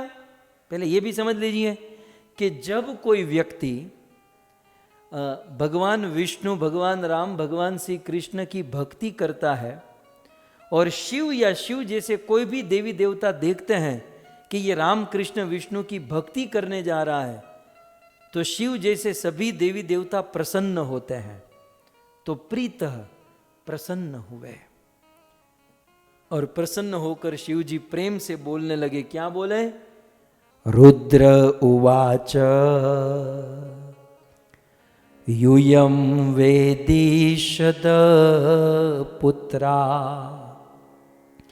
विदितं वश्चिकीर्षितम् अनुग्रहाय भद्रं व अनुग्रहाय भद्रं व एवं मे दर्शनं कृतम् एवं मे दर्शनं कृतम्। यूयं वेदी शदः पुत्रा। शिव जी बोलने लगे। क्या बोले? कि यूयम, आप लोग वेदी शदः पुत्रा, राजा प्राचीन बरही के पुत्र हो। विदितम, मैं पहले से ही जानता हूं। आप प्राचीन बरही के पुत्र प्रचेता हो। विदिता, पहले से मैं जानता हूं। आप लोग को परिचय देने की जरूरत नहीं है बच्चों, मैं पहले से ही जानता हूं। और इतना ही नहीं, वह चिकीर्षतम, और आप कहाँ जा रहे हो, क्यों जा रहे हो, आपका उद्देश्य भी मैं पहले से जानता हूं और मैं स्वयं से जानबूझकर हे प्रचेताओं आपके सामने प्रकट हुआ हूं। क्यों? क्योंकि अनुग्रहाय, मैं आप पर कृपा करने के लिए। हे प्रचेताओं अनुग्रहाय, मैं आप पर अनुग्रह करने के लिए, कृपा करने के लिए। क्यों? क्योंकि भद्रम, आपका कल्याण हो, आपका शुभ हो, आपका मंगल हो, इसलिए मैं आपके सामने प्रकट। एवं मैं दर्शनम कृतम, इसलिए मैं तुमको दर्शन देने आया हूं। तो शिवजी प्रचेताओं के ऊपर कृपा करना चाहते हैं, क्योंकि शिवजी प्रचेताओं से बहुत प्रेम करते हैं। प्रेम तो पहली बार देखे मिले, लेकिन फिर भी बड़ा प्रेम करते। तो यदि दो प्रश्न है कि शिवजी प्रचेताओं पर कृपा करना चाहते हैं और शिवजी को सबसे अधिक कौन प्रिय है, यदि इस बात के बारे में जानना चाहते हैं तो हे शिव भक्तों, भागवत का ये श्लोक देखो। मन में होता है ना कि शिव जी की उपासना, शिव जी की भक्ति, बिल्कुल मैन ऑफ द मैच है आज ये श्लोक। पहली लाइन बाद में, क्योंकि ये मुझे नड़ रही है पहली लाइन, दूसरी लाइन में आ जाओ सीधे कि शिव जी को कौन प्रिय है। हम शिव की भक्ति करना चाहते हैं, हम शिव को प्रसन्न करना चाहते हैं। प्रश्न पूछा जाए, शिव जी, मानो प्रचेताओं ने पूछा, आपको कौन पसंद है, आप किससे प्रेम करते हो, आपको क्या चाहिए? तो दूसरी लाइन में शिव जी कहते हैं भगवंतम वासुदेवम, भगवंतम वासुदेवम प्रपन्ना सप्रियो हि मैं, प्रपन्ना सप्रियो ही मैं। शिव जी कहते हैं भगवंतम वासुदेवम, हे प्रचेताओ भगवंतम, भगवान, कौन भगवान? वासुदेवम। भगवान वासुदेव के प्रपन्न, प्रपन्न माने शरणागत, भगवंतम वासुदेवम, भगवान वासुदेव के प्रपन्न शरणागत जो भक्त है, स वो भक्त प्रियो, मुझे प्रिय है। अब देखो इसमें भी ही शब्द, अब देखोगे दूसरी लाइन में ही शब्द, ही माने निश्चित ही, निश्चित ही भगवान वासुदेव के जो भक्त है, प्रपन्न भगवान वासुदेव को जो शरणागत है, वो ही मुझे प्रिय है और कोई प्रिय नहीं है। इसकी टीका में आचार्य ने क्या लिखा जानते हैं? शिव जी कहते हैं मेरा भगत मुझे प्रिय नहीं है, क्योंकि वो सब कामनाओं के कारण आते हैं, मुझे ये चाहिए, मुझे वो चाहिए, मुझे ये फलाना, तो वो लोग मुझे प्रेम नहीं करते हैं। मैं उससे बहुत प्रेम करता हूं जो वासुदेव कृष्ण की भक्ति करते हैं। यदि हम और आप, महाशिवरात्रि आ रही है, कृष्ण को प्रसन्न, शिव जी को प्रसन्न करना चाहते हैं, तो सीधा स्टेटमेंट, ये रुद्र उवाच, अभी आपने देखा रुद्र ने क्या कहा? भगवंतम वासुदेवम, वासुदेव भगवान के प्रपन्न शरणागत जो है, सप्रियो, वही मुझे प्रिय है, मैं वही मुझे प्रिय है। तो शिव जी को भगवान वासुदेव, भगवान श्री कृष्ण के भक्त बहुत प्रिय है। वो ब्रज की कथा याद है ना? ब्रज में गोवर्धन की तलेटी में शिव जी के मंदिर में सनातन गोस्वामी भजन करते थे, भगवान का नाम जप कीर्तन आदि करते थे। तो एक दिन सनातन गोस्वामी, हमारे आचार्य, बोरिया बिस्तर लेकर चलने लगे। तो शिव जी प्रकट हो गए, बोले महाराज आप हमें छोड़कर जा रहे हो? बोले हाँ। बोले यहाँ रहो, क्योंकि कोई कृष्ण का भक्त मेरे साथ, मेरे पास रहता है तो मुझे बड़ा आनंद आता है। सनातन ने कहा कि मैं तो रहूं, लेकिन तुम्हारे यहाँ मच्छर बहुत है, ये मच्छर को खुजाऊं कि भगवान का नाम जप करूं? शिव जी ने कहा मच्छर से परेशान हो, चलो मैं वरदान देता हूं कि यहां पर एक भी मच्छर आज के बाद आप नहीं देखोगे। 500 वर्ष पहले की बात है, आज भी हम देखेंगे वहां पर कोई मच्छर नहीं है। सारे मच्छर ने उस दिन से ट्रेन पकड़ी और सब लोग मुंबई आ गए और 80% मीरा रोड में रहे और बाकी 20% बोरीवली कांदीवली में सेट हो गए। अब तो सबकी लाइफ सेट है, उनके बच्चे के बच्चे भी हो गए हैं। तो ये मच्छर की कथा थी। सो कहने का अर्थ यह है कि भगवंतम वासुदेवम प्रपन्न स ही प्रिय मैं। बहुत सुंदर बात, वासुदेव कृष्ण के भक्त ही मुझे प्रिय है। मुझे मेरा भगत प्रिय नहीं है, मुझे कृष्ण का भक्त, राम का भक्त मेरे भगत से भी ज्यादा प्रिय है। तो अब मुझे कहिए, शिव जी को प्रसन्न करना है तो किसकी भक्ति करनी चाहिए? शिव जी कहते हैं मुझे मेरा भगत प्रिय नहीं है। रावण मरा, शिव जी देखने को भी नहीं आए, वो उतना प्रिय नहीं है। लेकिन हां, वासुदेव राम और कृष्ण की भक्ति करने वाला भगत मुझे बहुत प्रिय है। ये शिव जी का कथन है। क्यों क्यों?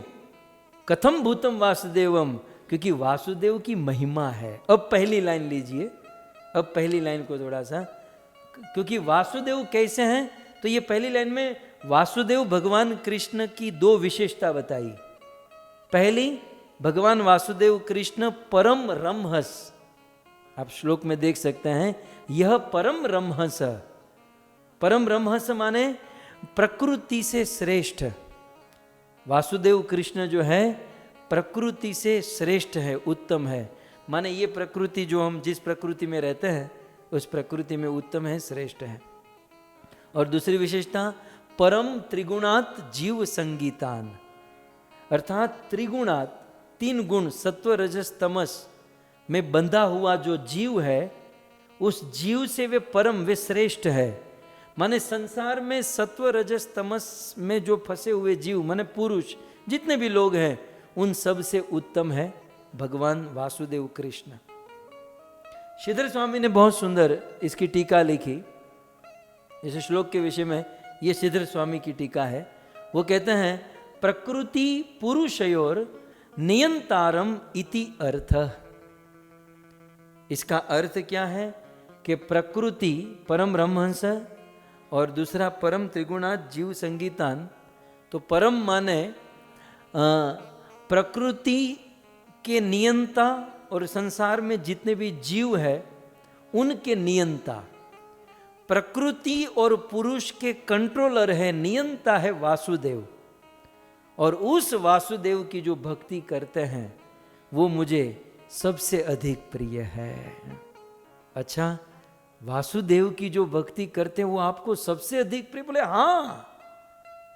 अच्छा, तो वासुदेव की भक्ति की महिमा क्या है? रुद्र गीत, वासुदेव की भक्ति की क्या महिमा, क्या आपको वासुदेव के भगत प्रिय है? तब शिव जी ने बिल्कुल बाउंड्री के बाहर डाल दिया। शिव जी कहते हैं, स्वधर्मनिष्ठ शतजन्म भी पुमान विरंचिता में तितत परम हिमाम अव्याकृतं भागवतोऽथ वैष्णवं पदं यथाहं विबुधा कलात्यये। शिव जी कहते हैं कि मुझे वासुदेव कृष्ण के भक्त बहुत प्रिय है। क्यों? क्योंकि वासुदेव कृष्ण की भक्ति जो है वो अद्भुत है। कैसे? तो कहते हैं स्वधर्म निष्ठ शतजन्म भी पुमान।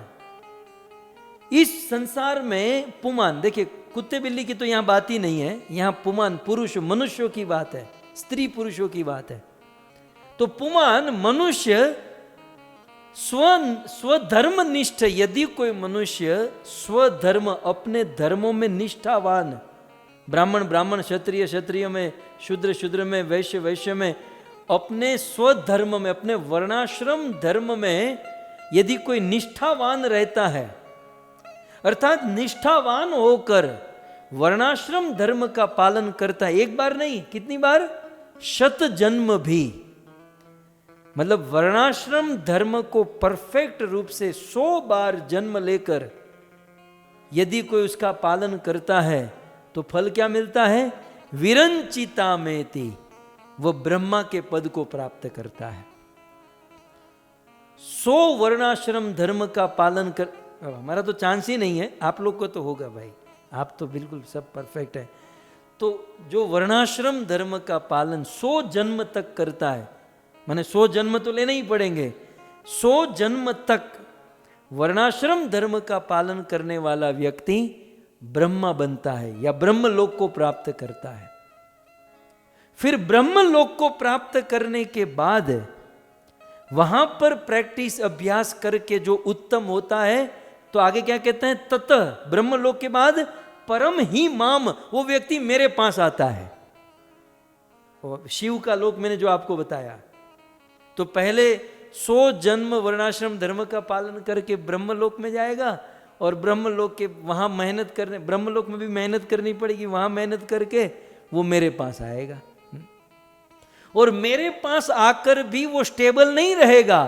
गीता आ ब्रह्म भुवना लोकान पुनरावर्तिनो अर्जुन, फिर से धरती पर तो आना ही पड़ेगा। हाँ, लेकिन मेरे पास आकर यदि वो अभ्यास करे, प्रैक्टिस करे, भजन भक्ति करे, तो क्या होगा? दूसरी लाइन में अव्याकृतम भगवतोथ वैष्णवम पदम, तो फिर क्या होगा? मेरे धाम में आकर फिर वो भजन भक्ति करे तो फिर वो वैष्णव पदम, वैकुंठ को प्राप्त करेगा। और वैकुंठ को प्राप्त करने के बाद वो स्टेबल होगा।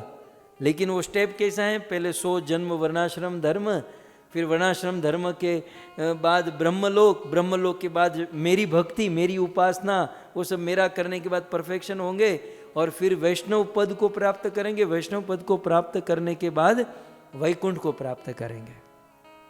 तो ये प्रोसेस है। लेकिन क्या कहते हैं, विबुधा, जो बुद्धिमान व्यक्ति है, वो वर्णाश्रम में नहीं पढ़ता, ब्रह्मलोक में नहीं पढ़ता, शिवलोक में नहीं पढ़ता। विबुधा जो है वो सीधे मनुष्य जीवन मिलते ही विष्णु की भक्ति करने लगता है, राम की भक्ति, कृष्ण की भक्ति करने लगता है, और ये सारी प्रोसेस को छोड़कर सीधा वैकुंठ को प्राप्त कर लेता है। इसलिए मुझे वैष्णव प्रिय है कि ये 100 जन्म यहां, फिर वहां, फिर यहां, फिर वहां, ये सब छोड़कर वैष्णव इतने बुद्धिमान हैं कि ये सब कुछ हटाकर सीधे विष्णु की, कृष्ण की, राम की भक्ति करते हैं और सीधे वैकुंठ को प्राप्त कर लेते हैं। इसलिए मुझे वैष्णव बहुत प्रिय है। प्राण थकी मने वैष्णव वाला, गुण एना हूँ गाऊं छू, प्राण से भी अधिक मुझे वैष्णव प्रिय है। तो इस प्रकार से देवाधिदेव महादेव वैष्णवों की महिमा गा रहे हैं, और फिर आगे बहुत सुंदर सुंदर बातें करेंगे। समय हो चुका है, हम यहीं पर विराम करते हैं। बस मैं इतना ही कहना चाहता हूँ कि एटलीस्ट जो लोग कथा सुन रहे हैं, महाशिवरात्रि का पर्व आ रहा है, शिव जी अन्य किसी से प्रेम करे या न करें, ये मेरे भक्तों के साथ तो प्रेम कर रहे हैं, क्योंकि हम एक तो भागवत सुन रहे हैं और भागवत में भी रुद्र गीत सुन रहे हैं, और रुद्र गीत में भी शिव जी की महिमा, और शिव जी की महिमा है तो राम कृष्ण भागवत की महिमा अवश्य है। तो इन सारी बातों को मिलाकर शिव जी प्रसन्न है, और शिव जी की प्रसन्नता से हमें शुद्ध प्रेम, शुद्ध भक्ति प्राप्त हो, इसी आशा से हम इस कथा का श्रवण कर रहे हैं। आप सभी भक्तों का धन्यवाद, बड़े भाव से, प्रेम से आप सभी भक्तों ने कथा का श्रवण किया। और विशेष धन्यवाद हमारे अशोक भाई पटेल, मीनाक्षी बेन पटेल और हिरेन भाई पटेल की पावन स्मृति में ये सुंदर भागवत कथा का आयोजन करने वाले चतुरात्मा प्रभु और जानवी देवी माता और उनका पूरा परिवार, नेहा माता, ज्योतिका माता, हरिप्रिया माता, दक्ष कन्या माता और भाविका बहन, आप सभी भक्तों को भूरी भूरी धन्यवाद कि आपके आयोजन से हमें इस कथा का लाभ मिल रहा है। आइए जय जयकार के साथ हम आज के सत्र को, तीसरे दिन के सत्र का हम विराम करें। ग्रंथराज श्रीमद् भागवतम महापुराण के श्री देवाधिदेव महादेव के, श्री कृष्णचंद्र भगवान के, जगत गुरु श्रील प्रभुपाद के, निताय गौर प्रेमानंदे। जय जय श्री राधे, जय जय श्री राधे, जय जय श्री राधे श्याम। सबको मिले वृंदावन धाम।